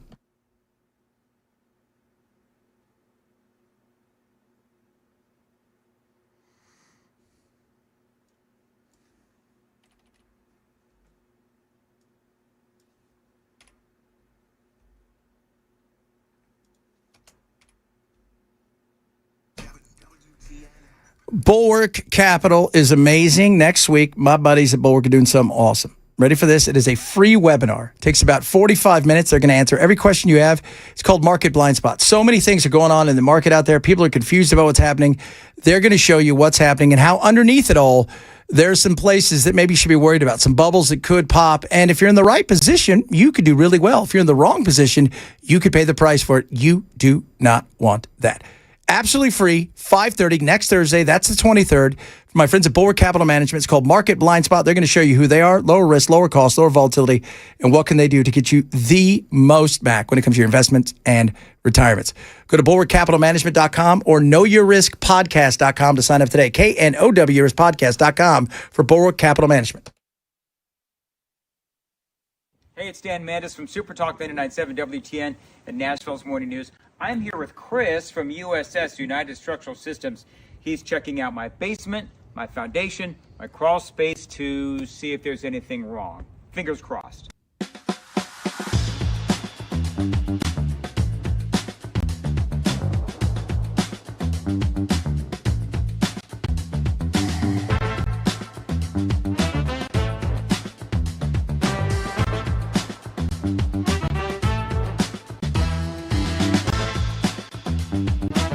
All right, so there's good news and there's bad news.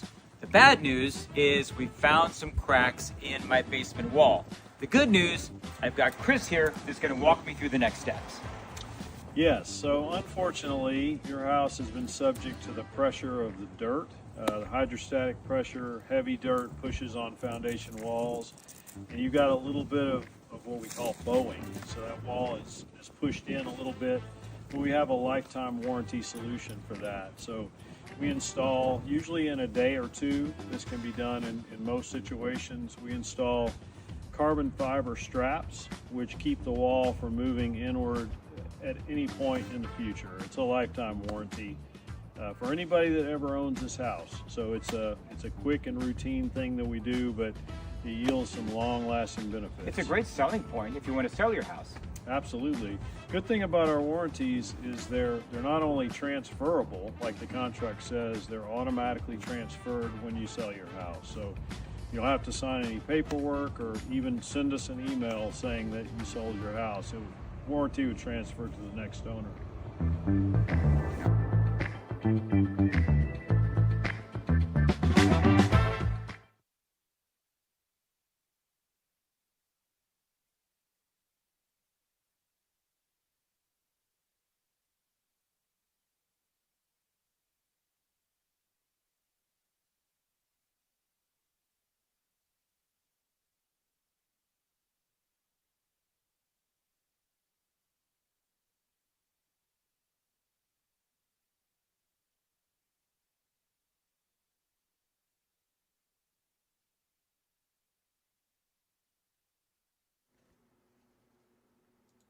The guaranteed offer is the simplest, least stressful way to sell your home. You go to our website, you fill out a quick form, we set an appointment, we bring you an all-cash offer. Literally, there's no lockbox on the front of your house, there's no showings, we pay all cash, we close in as little as 21 days, stress-free. We've helped thousands of homeowners just like you sell your home the hassle-free way with the guaranteed offer from Mark Spain Real Estate.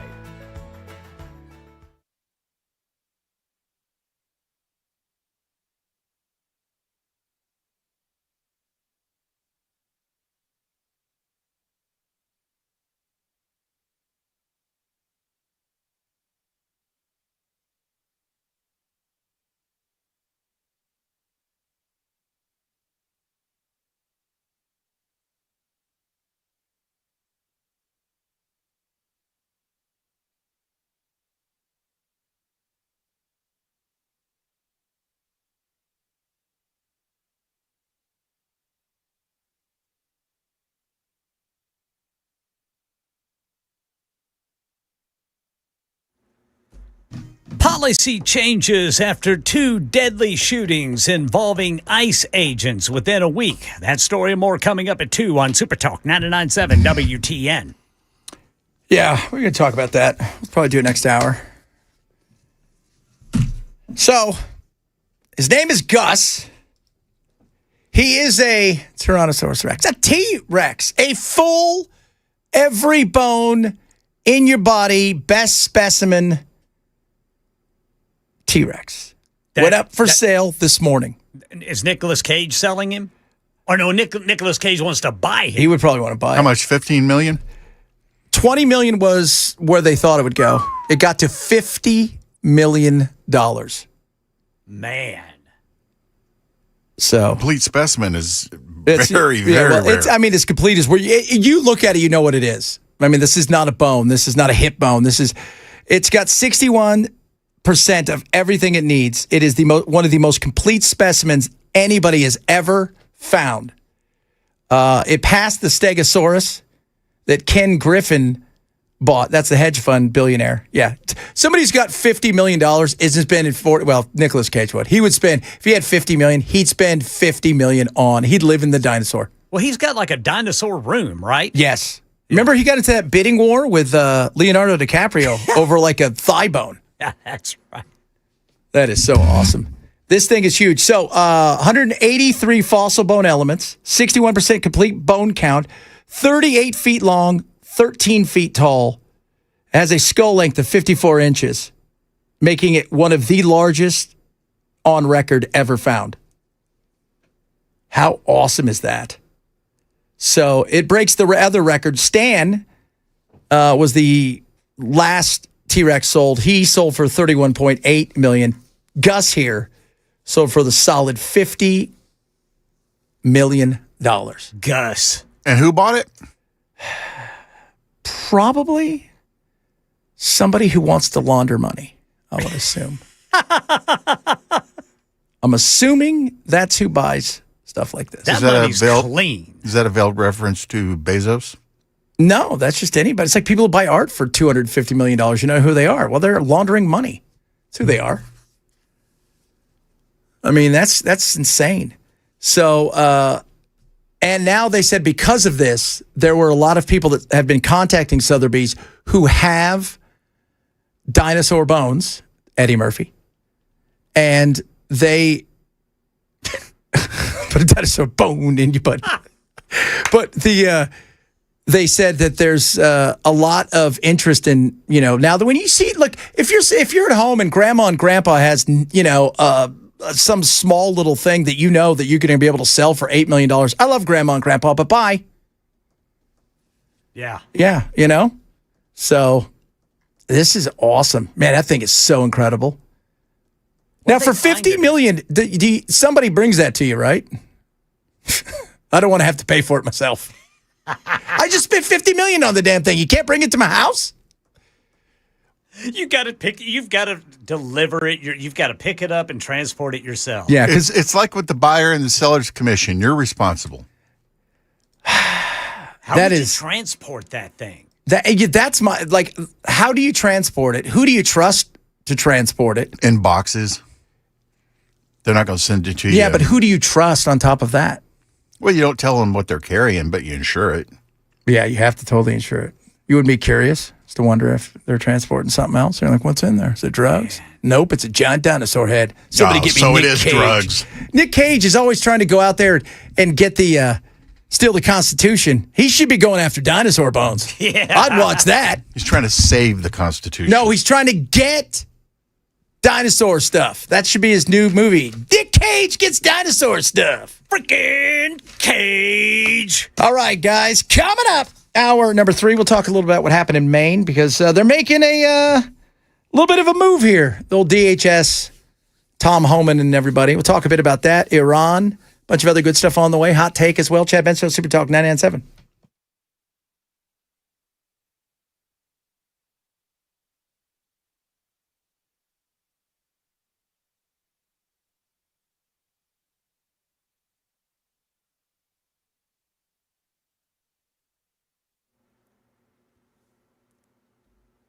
2 o'clock on the dot. I'm Ken Weaver with your top stories. Got the full forecast coming up in 5 minutes.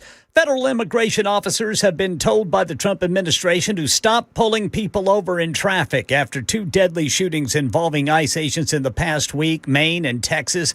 Officials say the pause is temporary, aimed at providing more training for ICE officers. Vehicle stops may still be authorized when agents are targeting who they think are serious criminal suspects. And the escalation between Iran and the U.S. could send gasoline prices rising, predicts Patrick DeHaan. As the head of petroleum analysis for GasBuddy, DeHaan says, according to what he's seeing, the increase could happen over the course of the next few hours. Motorists may go to work this morning with a lower price. They may see prices that are 15 to 40 cents a gallon higher on their way home from work today or even tomorrow. Right now in Middle Tennessee, GasBuddy says we're up 20 cents per gallon on average since last week. A Hermitage backyard that neighbors say hosted monthly fight events is now under a Metro Codes stop work order. Councilman Jordan Huffman says, telling Channel 2, complaints included reports of admission fees, prize money, injuries, and heavy traffic in that neighborhood. You've got a quiet neighborhood here in Hermitage that once a month historically has become the site of a literal fight club, things that you hear about on TV and movies. Yeah, News 2 says they were provided photos that show a large cage and crowds gathered at the property. A Nashville woman facing multiple charges after stabbing a medic with a dirty needle during an ambulance ride. Police say 33-year-old Jessica Woods also pulled the medic's hair, tried to bite the medic before running from the ambulance. Officers found her nearby. Then they say she hit a cop in the face with handcuffs. Woods is charged with 2 felony counts of assault on a first responder and 9 misdemeanors. And a rare appearance on Capitol Hill as 2 Supreme Court justices sat before a House Appropriations panel to explain why they think the court needs millions of dollars for increased security. Justices Amy Coney Barrett and Elena Kagan saying it's because of a rise in threats to the nation's highest court. Justice Barrett. Many of us, me included, have received threatening anonymous deliveries designed to intimidate and harass us. Yeah, she said at the time of the Dobbs decision leak, she was given a bulletproof vest to take home by her security detail. That's the latest news. Weather's next. I'm Ken Weaver, WTN News.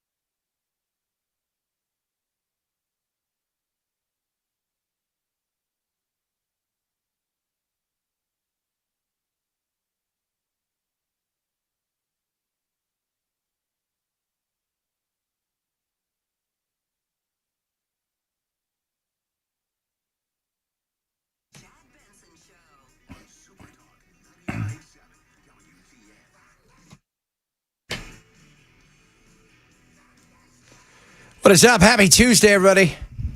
World Cup semifinals just kicked off. Game number 1 of 2 semifinals. How are you watching it? On my tiny little phone. That's the way to go, Brother Chad. I'm not giving this up. You guys might hear me scream for no reason later on, and it's going to happen. Currently, it is 0-0. We're early into the first, just 5 minutes in. France taking on España. Pumped about that. By the way, the amount of people saying, hey, if you buy that giant dinosaur for $50 million, anything over $25 million, they ship it for free. That's good. Some assembly required. Could you imagine? Like, I put it together and I got 4 extra parts. It's Snap-on. Those are the bones you're supposed to stick in his mouth. Oh, my goodness me. Oh, how cool would that be? If you could get another little dinosaur that it would eat from around the same time, then you could just kind of drape it from his mouth. It would be a full thing. You do have a therapist, right? I do. Okay. I do. It's me. I talk to me. That's what I'm saying here, kids. Talk to me. By the way, I just read this. For those of you not keeping score when it comes to the magical world of data centers, apparently your good friend at NES, the whole thing with the data center, they have already, what the utility records reveal is that double what they're planning that we know about, apparently for power-wise. This is Teresa Broyles Dumpling saying this? Yes. Okay. Records show NES evaluated the proposal from DC Block's data center project up at 100 megawatts, roughly twice the electrical capacity described in the public planning document. And, so when you hear people, and I think this is when you talk about stuff like this, we talk about data centers. There is a difference between these data centers and the data centers that allows you to send a text or play Spotify. One of them is storage. Air conditioners can run those. It's nothing. One of these, that's enough to power a city of 700,000 people. So that's a different world. Do you mean it takes the power? It uses that much power? That much power. Wow. That's a different thing than the stuff that allows you to play Spotify and to send emails. And so I think everybody kind of equates it, well, data centers been around. Yeah, they have been, but it's not quite the same. This is a new generation of data center. Yeah, this is because, and it needs to eat, right? Just like that dinosaur. Just like old Gus there, it needs to eat. It does. And in eating right now, at least for the next several years, is going to be super expensive. And the fear of how expensive it could get to drive up the average person price is huge. And that's why you have to look at all of the data of said data center, the fine print. Because if you don't look at the fine print, you're not going to find out what's inside of there. And a lot of times what's inside of there is way more than people realize. Way more than people realize.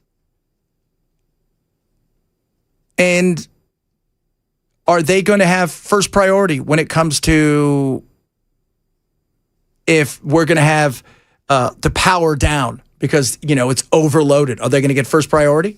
Everybody else has to go off, turn it up to 82, stuff like that. Are they going to, that's the stuff that you need to know. Where is, how many real jobs are coming? And then, of course, what happens to the price of your power, my power, everybody else's power? What happens to that price? That's why I said last week, Oregon is saying, yeah, you guys can come here. That's fine. But anybody that's going to come in certain areas, you're going to pay 25% more automatically than the average person to cover what you may be taking away from them. And I think today, New York put a complete moratorium on data centers. You can't do that. You just have to be common sense. It shouldn't be this hard. We make everything so damn hard. Why would they charge them additional 25% instead of just making them pay for what they actually use? Well, because the thing is, what has happened now that these things have become big story is many of these places are coming in and everybody's maybe taking them at face value. They're getting a ton of money, from as donorless. See, our good friend Marcia here got $100,000 from Anthropic and everything. They're getting all this tax rebates, kicks. They're getting all of these things. And in doing so, they're telling everybody we're only going to use X, and they're using twice that much. Oh. So they're trying to make it so. Well, if they're using twice that much, why don't you just charge them for twice that much? Because there isn't twice that much to go around. Oh. And that's the issue. That's been the issue. There's just not enough. The grids are in many places are struggling. Well, wouldn't it make more sense for them to go to a place where a grid has room to grow? Well, they're promising they're going to help grow these grids. See, they're looking for, like anything, right? They're looking for the best deal they can get. So that one out in Utah, you want to know one of the things that they got that people are finding out? Everything that they purchase inside of Utah to build it, tax-free. They don't have to pay a penny of tax on it. So think about it. If your tax is normally 10%, let's just say, state and city tax and everything, and all of a sudden you buy $150, $200 million worth of stuff, you don't have to pay any taxes on that. Little things like that people are frustrated with because they look into, they're going, billionaires are getting richer and we're being tossed aside. And because they want to make them happy because they're fat donors, what do? They allow them to have all the power. And in doing so, we have to end up picking up and paying more for them. So if they were to build a building versus buy a pre-existing one for the center, the concrete, the rebar, the land itself, the roofing, they don't pay tax. They don't pay sales tax on any of that stuff. Mm-mm. Wow. Mm. And that's everyone's got it. It's just like it's like a sports stadium. We all like, it's going to be great for the city, and in some places has it been? It's been great for the surrounding area and the businesses. Has it always been great for the taxpayer?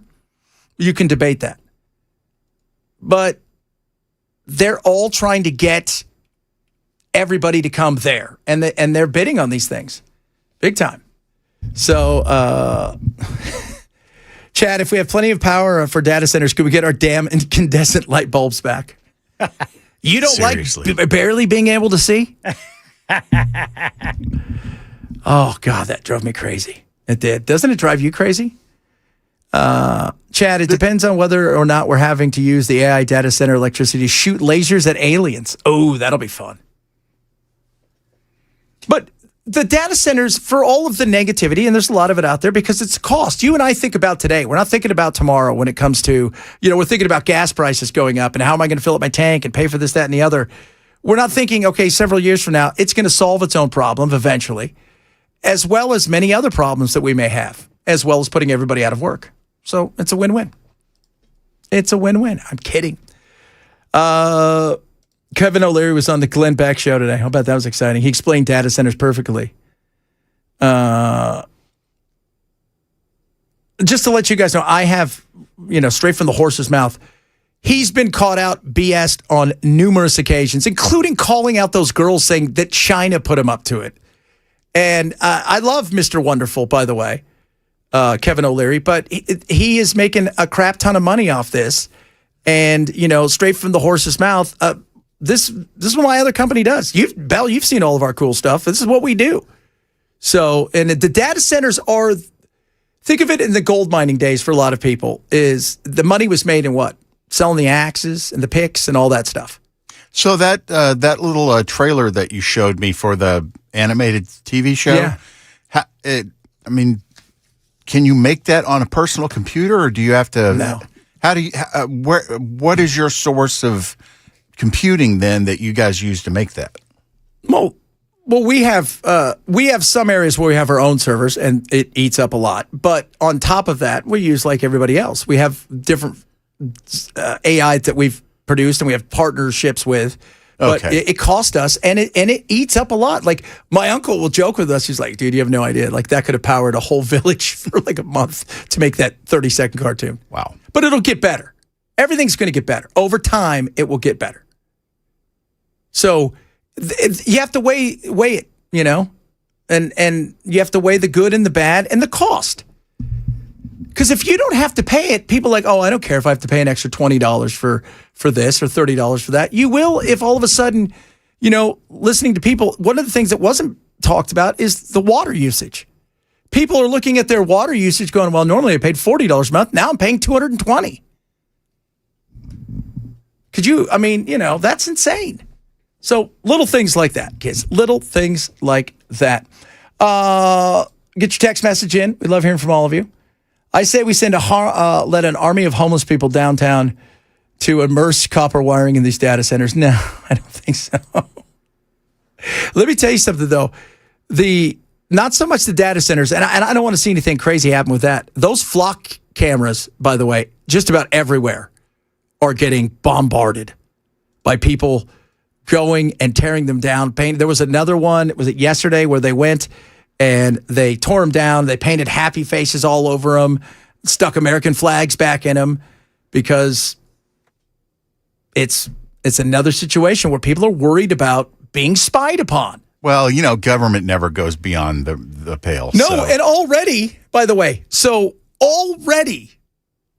one of these places they put these flock cameras in, I think it was a small town in Georgia, and this was going to be nothing. What happened? They've caught 2 of their officers spying on, ex-girlfriends or whatever already. Because as you say. They catch stalking charges? One of them did. I don't know what the other one was. I don't know if it was his girlfriend or something, but they've already said they've used it improperly. If you say you used it improperly, we know what you're talking about. Yeah. See, that's the dangerous. I mean, it could really help in a lot of ways, but it can be very bad in a lot of ways too. Very easily abused. Yes. Doesn't take much effort at all. And it is, like you said, Ken, it for all the good it can do, whether it's, an Amber Alert or whether it is, stopping a bank robbery or, a Silver Alert because somebody who is elderly, they can't find them. And all of that stuff sounds great. But at what cost? If you can spy on everybody who drives within this, 5-mile radius and know everything about where they're going, have their information, supposedly only for X amount of days, and then it disappears. We know that doesn't happen. It doesn't happen on the internet. And it's that slippery slope. And then all of a sudden you look up and you're like, no. Well, cops never lead with their ego. No. Nothing to worry about. Within, the first flock comes out, it's like, hey, we don't work with the U.S. government. We did a couple things with them, but not anymore. Then to find out they were still working with them. They were still giving them information. And here's the other thing. As we talked about the data stuff, they can go buy your data. They don't need a warrant to go buy your data, including your movement. And with the with the upholding of the geofencing, that's going to play in with the flock thing too, that slippery slope, because for all the good it can do, the abuse will come eventually. And it sucks because I think there are some times when it's absolutely a good thing. But unfortunately, I don't trust the government. Maybe some of you do. I don't trust our government. Well, I mean, it's given us every reason to trust it. Yeah, says Snowden. And what's her name? Who? The guy that wasn't a dude. Chelsea Handler? Manning. Chelsea Handler is a dude that used to be a man. No, that's the comedian. Woman? Chelsea Manning is the guy that pretends to be a woman now. Oh, okay. See the way that works? So that was Private Manning that became Chelsea Manning. Chelsea Handler dated 50 Cent. Chelsea Manning went to prison for spying by simply releasing facts that the government was breaking the law. Yeah, okay. See, it's so confusing with all these Chelseas. So, who else was? I mean, you had Snowden, you had Chelsea Manning, you had, was it that America? Was that her name? Freedom or America? I forgot her name. She was also something. Yeah, I think I know who you're talking about. And Netflix has a movie coming out. I remember she got 5 years for exposing something. Yeah, and then you had, of course, Assange and all of. I mean, there's just, the government doesn't like it when you expose them breaking the law. Yeah, after they said we don't do that, full well it would be illegal. They do that. That's the minute they say, "No, we don't do that." They're like, "Yeah." That's when you know they're doing it. Yeah, absolutely. All right, coming up, a little hot take Tuesday, and we got some controversy already at the World Cup semifinal. We look like we got a penalty kick for Spain in the 20th minute. Chad Ben Show, Super Talk 99.7.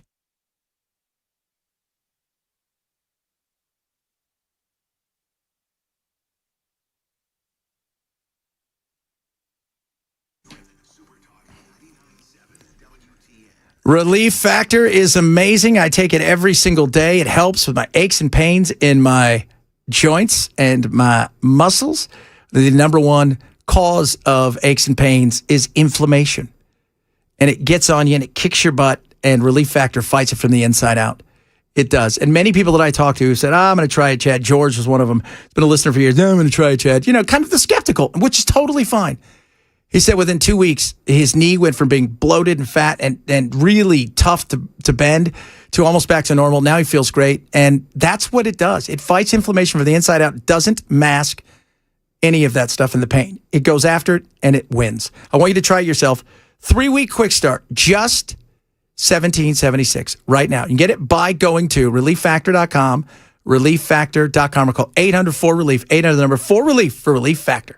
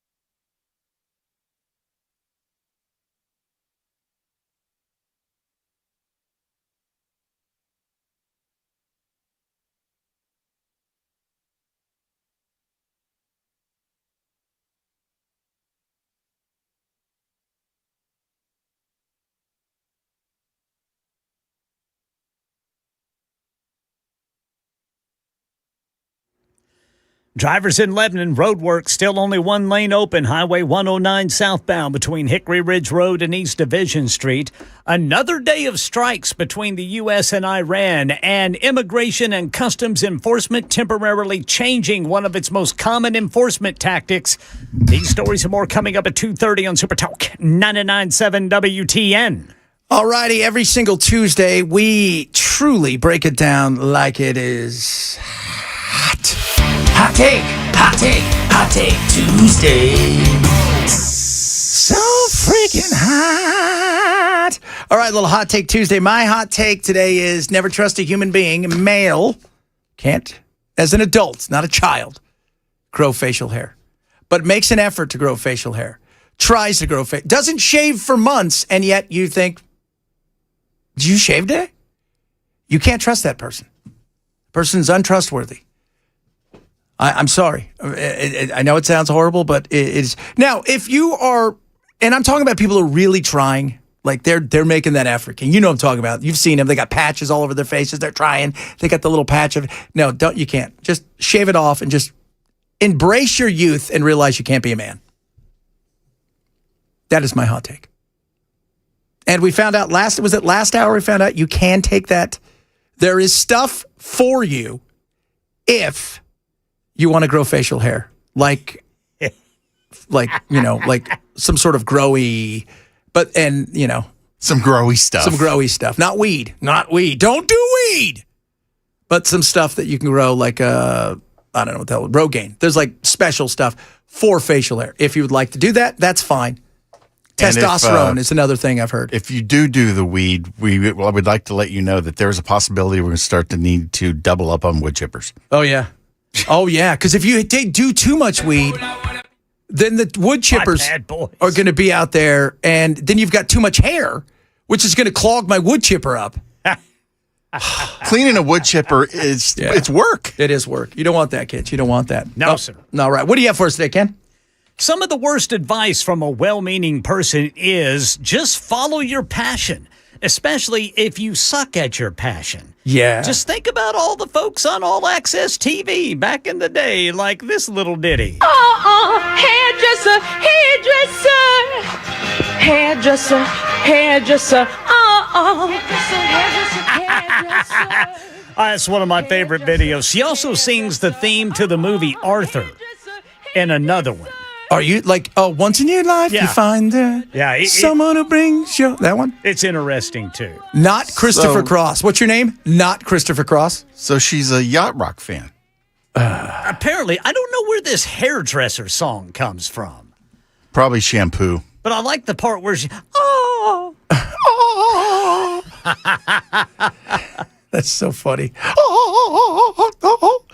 Yeah, we're not saying to be mean. We're not saying don't follow your dream if you've got a talent.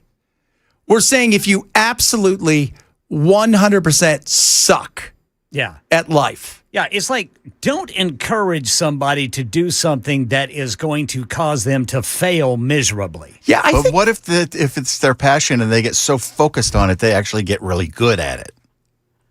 Well, ooh. But here's the thing. You have to have some talent for it. Like, you can teach, if you can sing, you can teach yourself to sing better. Yeah, but you're not going to start out being awful and just, all you're going to get to is just kind of bad. Right. That's not a life you want to live. One of my favorite quotes from Ronnie James Dio I cannot remember who asked him this, but another artist asked Ronnie James Dio backstage, hey, what do you do to warm up? And Ronnie James Dio's response was, if you got to warm up, you don't have it, man. Yeah. I see what you're saying there. Like, practice. Like, if you got to practice that much, there's not enough practice to fix whatever's going on wrong with you. I've had some girlfriends that started out terrible at sandwiches and got really good. Did you? Yeah. Bell says to me today, he goes, I think the girl at the coffee shop likes me. No, I did not. That is not what I said at all. I think she's flirting with me. I said, I can't tell if she's flirting with me or not. I think she likes me. Is she writing little notes on your cup? No, but she's like, I'd love to make you a sandwich. She offered me a freebie today. I bet she did. Is that what they're calling her now? Shut up. Why do you got to turn every little pice of romance I'm willing to show? But you know what he says to me? He says she's a little young for me though, because he says he'd probably drop dead in a few years. Well, I'll drop dead in the next 10 years, and she'll be like, "Oh, damn! I guess I should have dated somebody my own age." You want to know what the issue is when you get a little bit older? It's dating somebody younger. It's they want to go do stuff. Yes, it's the big issue. It is, man. I wish I could just find a woman that was like, I'm going to go do stuff. Okay, great. We need some time apart. Yeah. I'll just stay here and watch TV while you go do stuff. What stuff are you going to do? Don't tell me. I don't care. Stuff. That's the stuff that we're going to do. We're going to do stuff. Okay? So tell us about how that freebie goes, Brother Blair. All right, Bell, what you got for us? I forgot. Oh. You know what? Here's one. I got one for you guys. I saw this the other day. This comic goes, I never trust a human being that goes out after work. And by out after work, I mean they go home. Yes. They get changed, and then they go back out. Yes. You can't trust a human being like that. There's a lot of truth in that. Yeah. Because once I get home, it's very, very difficult to get me to go back out. Unless I personally want something. And then that usually means I'm going to the grocery store. Yeah, something's really. The only time Jennifer and I are out after 7 o'clock at night is if we're going to a concert. Yeah. And remember when you were young and the bars would be closing and it'd be like, I don't want to go home. Yeah, let's find an after hours place. And now it's like, I ain't going out at all. That's what I like. Nate Bargatze. He's like, when you're 20, they're like, hey, do you want it? Yeah. Yes. When you're 30, you're like, what's parking like? When you're 35, you're like, I'll take my own car. When you're 40, you're like, no. It's like when you're 20, though, he goes, I'll burn my house down and don't even care where we're going. Yeah. There's no way. I'm at the point now, too, where it's like, oh, I missed my turnoff to go get food. I guess I'm not eating tonight. I'm just going to go home and not eat. I'll double eat breakfast tomorrow. So relatable. There's this one lady I follow. She said she's on the phone and she says, no, I can't go out to dinner tonight because I'll be preparing for work this evening from 5 o'clock on.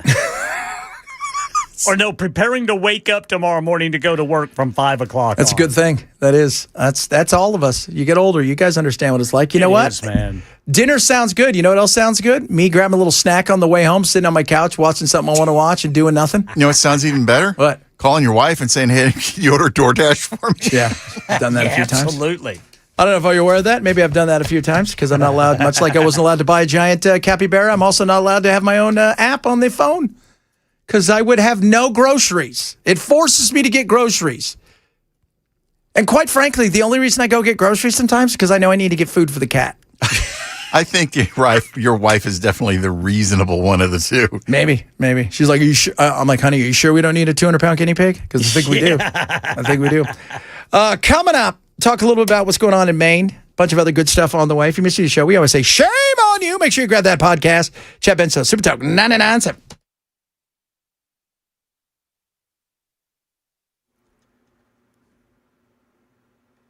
Full forecast coming up in 5 minutes, and another day of strikes between the U.S. and Iran, bringing the return of a U.S. blockade in the Strait of Hormuz. President Trump reinstating the closure due to Iranian attacks there in the Gulf. Here's ABC's Christiane Cordero with the latest. This is the fourth consecutive day of back and forth airstrikes between the U.S. and Iran. We've seen it progressively escalate, both sides really, and mostly concentrated from the U.S. side on port cities around the Strait of Hormuz. ICE is temporarily changing one of its most common enforcement tactics. Sources say agents have been directed to stop conducting most vehicle stops after two recent fatal shootings in Maine and Texas. Both men involved who were reportedly not the primary targets of the operations. Agency officials say officers are going to undergo additional training before that policy is revisited. And that brief gas pain relief is about to end, says Patrick DeHaan, head of petroleum analysis at Gas Buddy. He predicts the escalation between Iran and the U.S. could bring prices well above where they are now. I do fully expect that the national average could get close to that $4 a gallon mark in the next week or 10 days. Yeah, right now in Middle Tennessee, Gas Buddy says we're up 20 cents per gallon on average since last week. Tennessee families getting a closer look at student achievement after the state released district-level TCAP results. The new dashboard allows users to filter scores by district, grade level, subject, and student group. Education officials say 86 districts improved their overall proficiency rates from last school year. Williamson County led the state overall, while university schools, Memphis, recorded the highest English language arts proficiency rate. And one of the most popular minivans on the road is the subject of a new investigation from the National Highway Traffic Safety Administration. ABC's Mike Dubusky. NHTSA has opened a new probe into the airbags on the Honda Odyssey. The agency says airbags can deploy while the vans are in motion, leading to injuries, and that this could affect more than 800,000 Odysseys made between 2010 and 2017. NHTSA says they're currently conducting a technical review. How about that going down I-24? That's the latest news. Weather's next. I'm Ken Weaver, WTN News.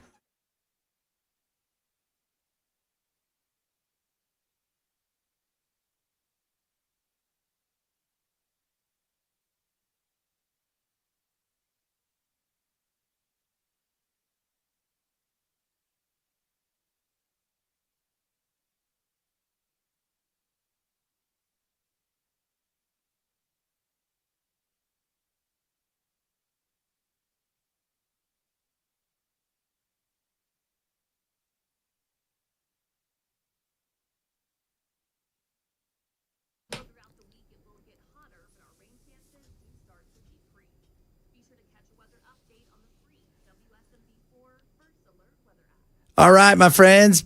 Busy Bee is ready to help you save Middle Tennessee. If you need a new HVAC system, right now, purchase a select high-efficiency unit, get free air duct fogging and UV light home treatment to help keep your home's air cleaner and fresher. And if you got plumbing projects, they got you covered on that. $800 off. Save it right now. Whole home water and drain line replacements, $500 off. Halo 5 descaler, whole home water filtration systems. And I love what they love to do. They love to give, and they want you to give too. So if you got a neighbor you like, right? Maybe somebody down the street, maybe that lady you're looking over across the street going, oh yeah, how are you? When you go and become a Beehive Club member, you're going to get one free yearly Beehive membership to give to someone else in your neighborhood, and they got financing as well. Qualified buyers get 0% financing, 18 months, no interest if paid in full within 18 months. Call 615-775-7833 or visit busybhvac.com today. Busy Bee Plumbing, Heating, and Cooling.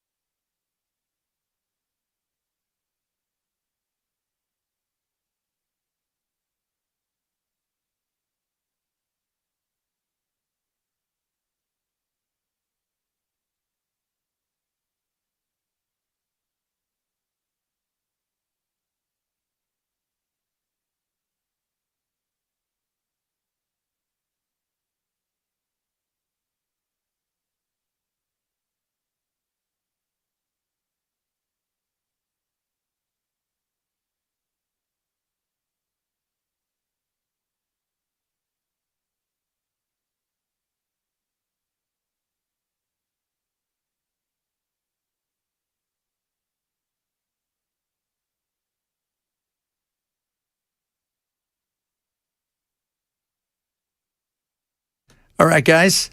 Incogni. You need Incogni. And I'm going to tell you why you need Incogni, because it's amazing. Are you sick and tired of your data being out there? You don't even know it's out there. Brokers can go. They can get all your information you need. They can get everything from where you're driving, how fast you're driving, where your doctor's name is, your mom, all of the stuff, including the medicine you take. And guess what? They sell it to other people. Anybody can buy it. And you don't want that out there because they use it to scam you and to do things, profile you. So that's why you need Incogni. Incogni is amazing. I use Incogni. And this stuff, I mean, you go to incogni.com/Benson, use that code Benson. They go to the data brokers because they have to get rid of your information. They bury it, though, so it's so hard to do. Cogni makes sure it's gone. Over 410 sites have had to get rid of my information. No more scam calls for the most part. I get nothing. Text messages, none of that stuff, just to name a few things. So try it. You are going to see a difference in your data being protected because you're going to notice a lot of those things are going to disappear, and you don't want that stuff floating out there. If they can't find your info, they can't scam you. Go to incogni.com, incogni.com/Benson. When you use my code Benson, 60% off when you sign up. That's incogni.com/Benson, code Benson. Do. Almost through the first half, first semifinal World Cup. 1-0 Spain. Hispania! Girl! Is that dude calling it?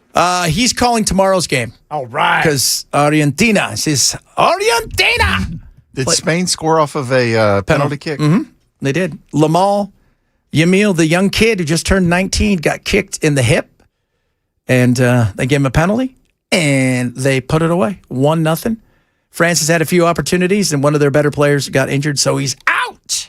So, pardon my ignorance of the rules, as you well know, but somebody got a yellow card, and that resulted in the kick, which resulted in the score. No, somebody, the ball was played through, and the young kid, he headed it to go by inside of the box because the foul has to happen inside the box. And as he jumped, the guy didn't see him turn and kicked him right in the hip. Oh. And he was, of course, that's so the guy didn't get a yellow card for doing that? No, he just got embarrassed because he gave up a goal. And you don't want that to happen there, kids. I'm just letting you guys know that right now. So Trump's having a primetime address on Thursday night. Did you guys know that? I did know that. I didn't. Yeah. And it's about, it's about the Georgia election, which he just is going on. He's got info. This is going to be it. I don't know what's going to come out of this thing. I really don't. But apparently there's rumors that he's going to declare that Ossoff and Work, they didn't win their actual elections.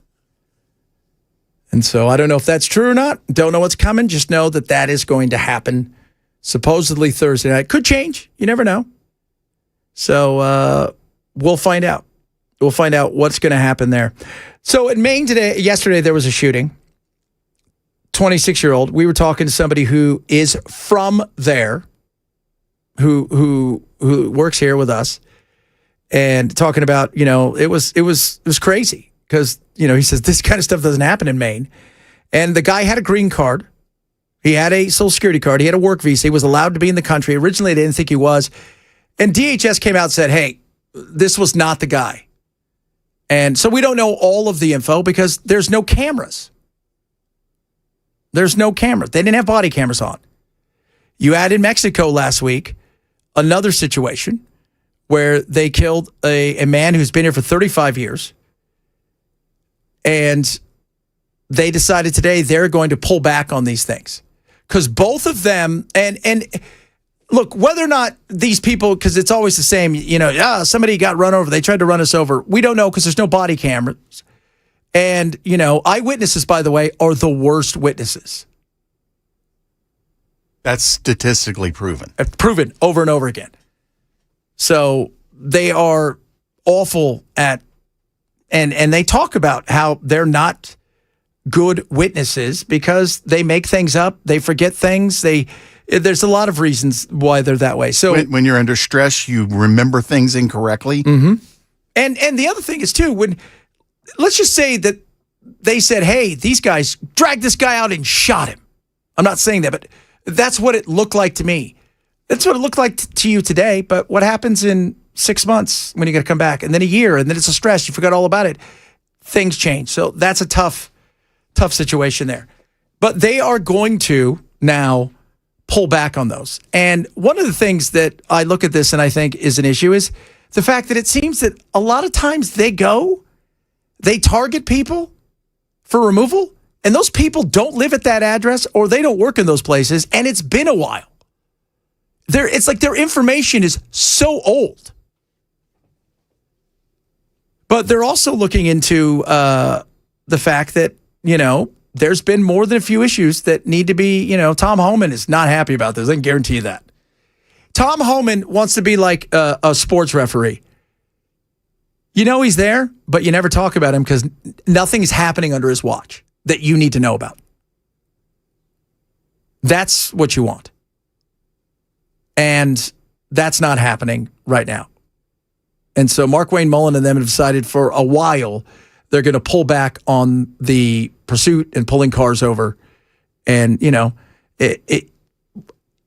everybody's like, what do you think? I'm like, I don't know what to think because I wasn't there and there's no camera footage. So what you have is Ring doorbells and the Ring doorbells, they're playing somebody's front yard that is not in view of the cops and ICE. You just hear the sounds. So we're going off that. So we'll see. But there's no doubt that there is, some stuff that needs to be worked out. You need to iron things out. And for the left out there screaming, we need to abolish ICE. Well, what are we going to do? Honestly, you dumbass. What are we going to do? Let's get rid of ICE. We'll get rid of cops too. Okay. So who are you going to call? You going to call the Ghostbusters? Hey, there's somebody here robbing me. Well, better call the Ghostbusters. See if they'll come save your ass. Why? Because you're going to be a ghost when all is said and done. That stuff is, when they talk about stuff like that, it's ridiculous. You have to remember the mayor was not a fan of the Ghostbusters until they told him he could save the voters. That's right. That's right. They also called him something we can't say because we get in trouble. That's what I heard. For those of you who know, you know. So it'll be interesting to see what happens. The likes of Mayor, soon to be, hopefully, Governor Blackburn, polls are coming out. Her dream of being governor, she's got to get through. When does early voting start? Is that Friday? Friday. Which is such a weird time for early voting. But she has a 31-point lead. Internal polling shows. And a 75% disapproval rating in Congress. Yeah. Good choice, guys. Yeah, I know. So are you ready for this? This is, guys, you know, it's, so John Rose, they have Monty Fritz, and then undecided. You add them all up, they have 49%. She has 51% of primary voters. What's John got on his own? 20. And Monty has 12, and undecided has 16. Undecided's in third place. So even if he got all the undecideds, he still got. If he got all the undecideds and all of Monty's, he'd still lose by 2 points.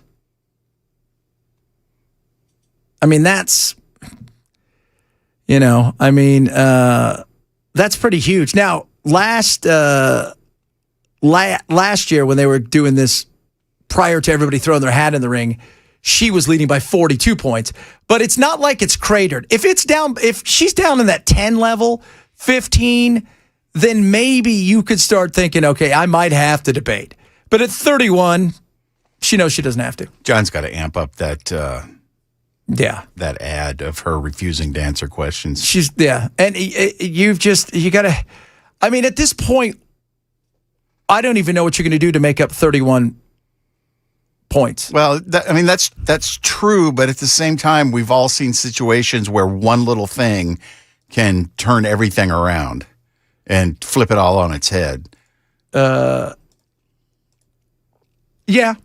but I would say that if it's Graham Plattner, you can see for her, outside of finding out who some of the donors are, what is she? What don't we know about her already? If you can watch that video of her refusing to answer questions and using the excuse of, we talk to Tennesseans every day. Oh, God. You tell me you can look at that display and vote for her with a good conscience.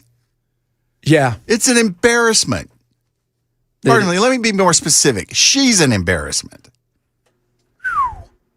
I've got no problem. My big issue is you're afraid to stand in front of the, somebody said yesterday, which we didn't get a chance to get to, they got 2 tickets to her little meet and greet. It was $1,000 a plate. She wouldn't answer questions or talk to anybody there either. She should be embarrassed. Yeah. Yeah, if I was spending $1,000, you're gonna answer some questions, right? Absolutely, because that money goes right into her war chest.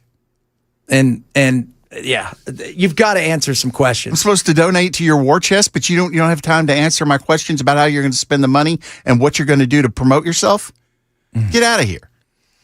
So somebody said, vote undecided.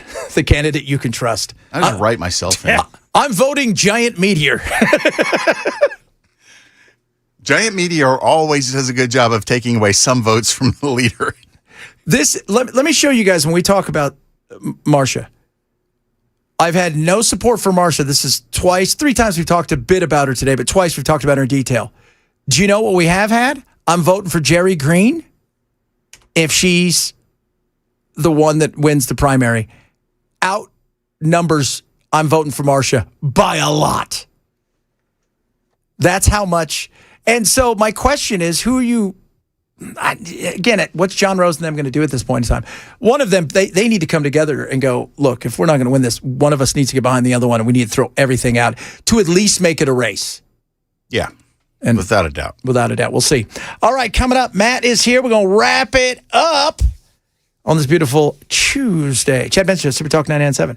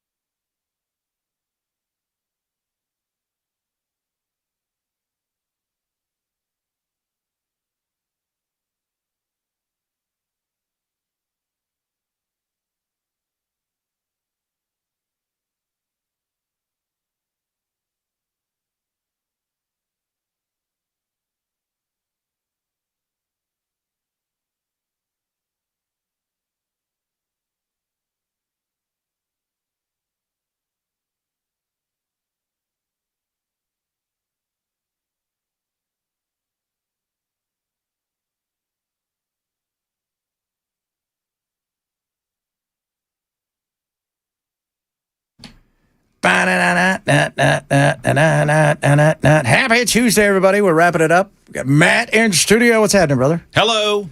Hello. Hello. Hey, sir. everybody. Hey, everybody. What's going on with y'all? Nothing. Just getting ready to go home, watch the second half of the World Cup game, and then do more work. I did not know that was on. Yes, it is France and Spain. Tomorrow is the Battle of the Puffin Islands, the Falklands, between England and Argentina. Who are we rooting for, Chad? Well, I mean, England would be great to see in the World Cup final, but I think Argentina and France, I think England's the weakest of the four teams, and they're amazing. Blue bloods. Bunch of blue bloods. Yeah. That's what you get with the World Cup. Top four teams in the World Cup final. Is that right? Yeah, blue bloods.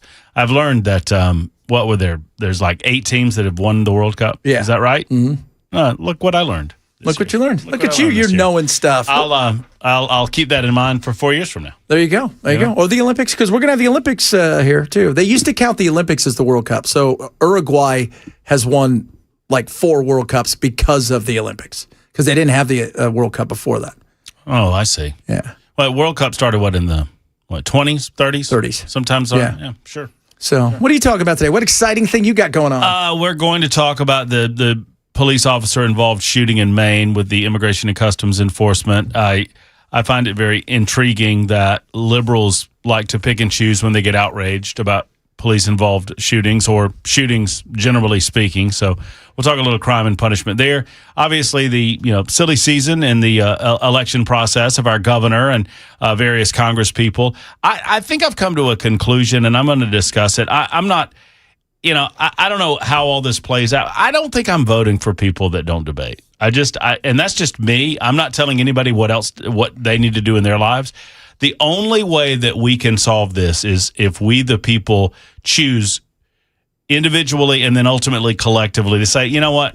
I don't appreciate the idea that you're insulting me. It's not a matter of, my political opponents are not worthy of me being on the stage. You're not on the stage for them. You're on the stage for me. So I'm going to get into that today because I just don't like, and whether it's Marsha or John, I don't care who it is. Yeah, I don't care who it is either. If you can't afford the people the opportunity to debate, give people a chance to really see and answer questions about the things that are concerning everybody here, and you can't do that after the years that you've spent, then, like you said, what does that say that you think about the people here in Tennessee? Well, what they will tell you, what we are told by political insiders, is that the political calculus is such that it is not worth it. Yeah. So what we, the people, have to do is make it worth it.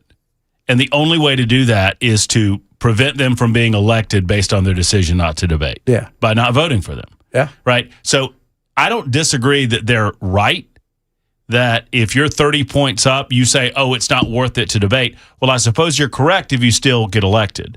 But if you don't get elected, then you'll look back on it and say, maybe it was worth it. And that's the problem. The problem is we had the same thing with Katie Hobbs in Arizona, right? She was kind of the first one that says, I'm not going to debate Kari Lake.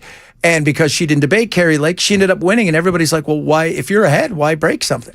Well, we saw the same thing in Alabama when I was in Alabama with Governor Kay Ivey. She was a beloved older woman, sound familiar, that just decided that it was not worth her time to stand on stage. For me, it is the standing on stage under the white hot spotlight and the spontaneity of the event is the point. The unscripted nature of the event is the point. And I'm not there to make you look bad, and I hope you don't look bad.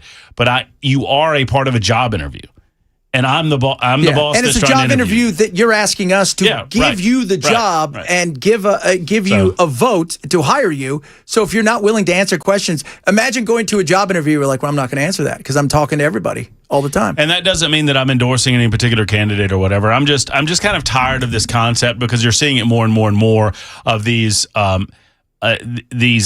entities like the GOP or the Democrats selecting a candidate of their choosing and just expecting that you'll follow the herd and go vote for them. And I'm kind of done with that. All right. He's done with it, but you know what? He's not done with you because he will talk to you. He's straight ahead, Matt.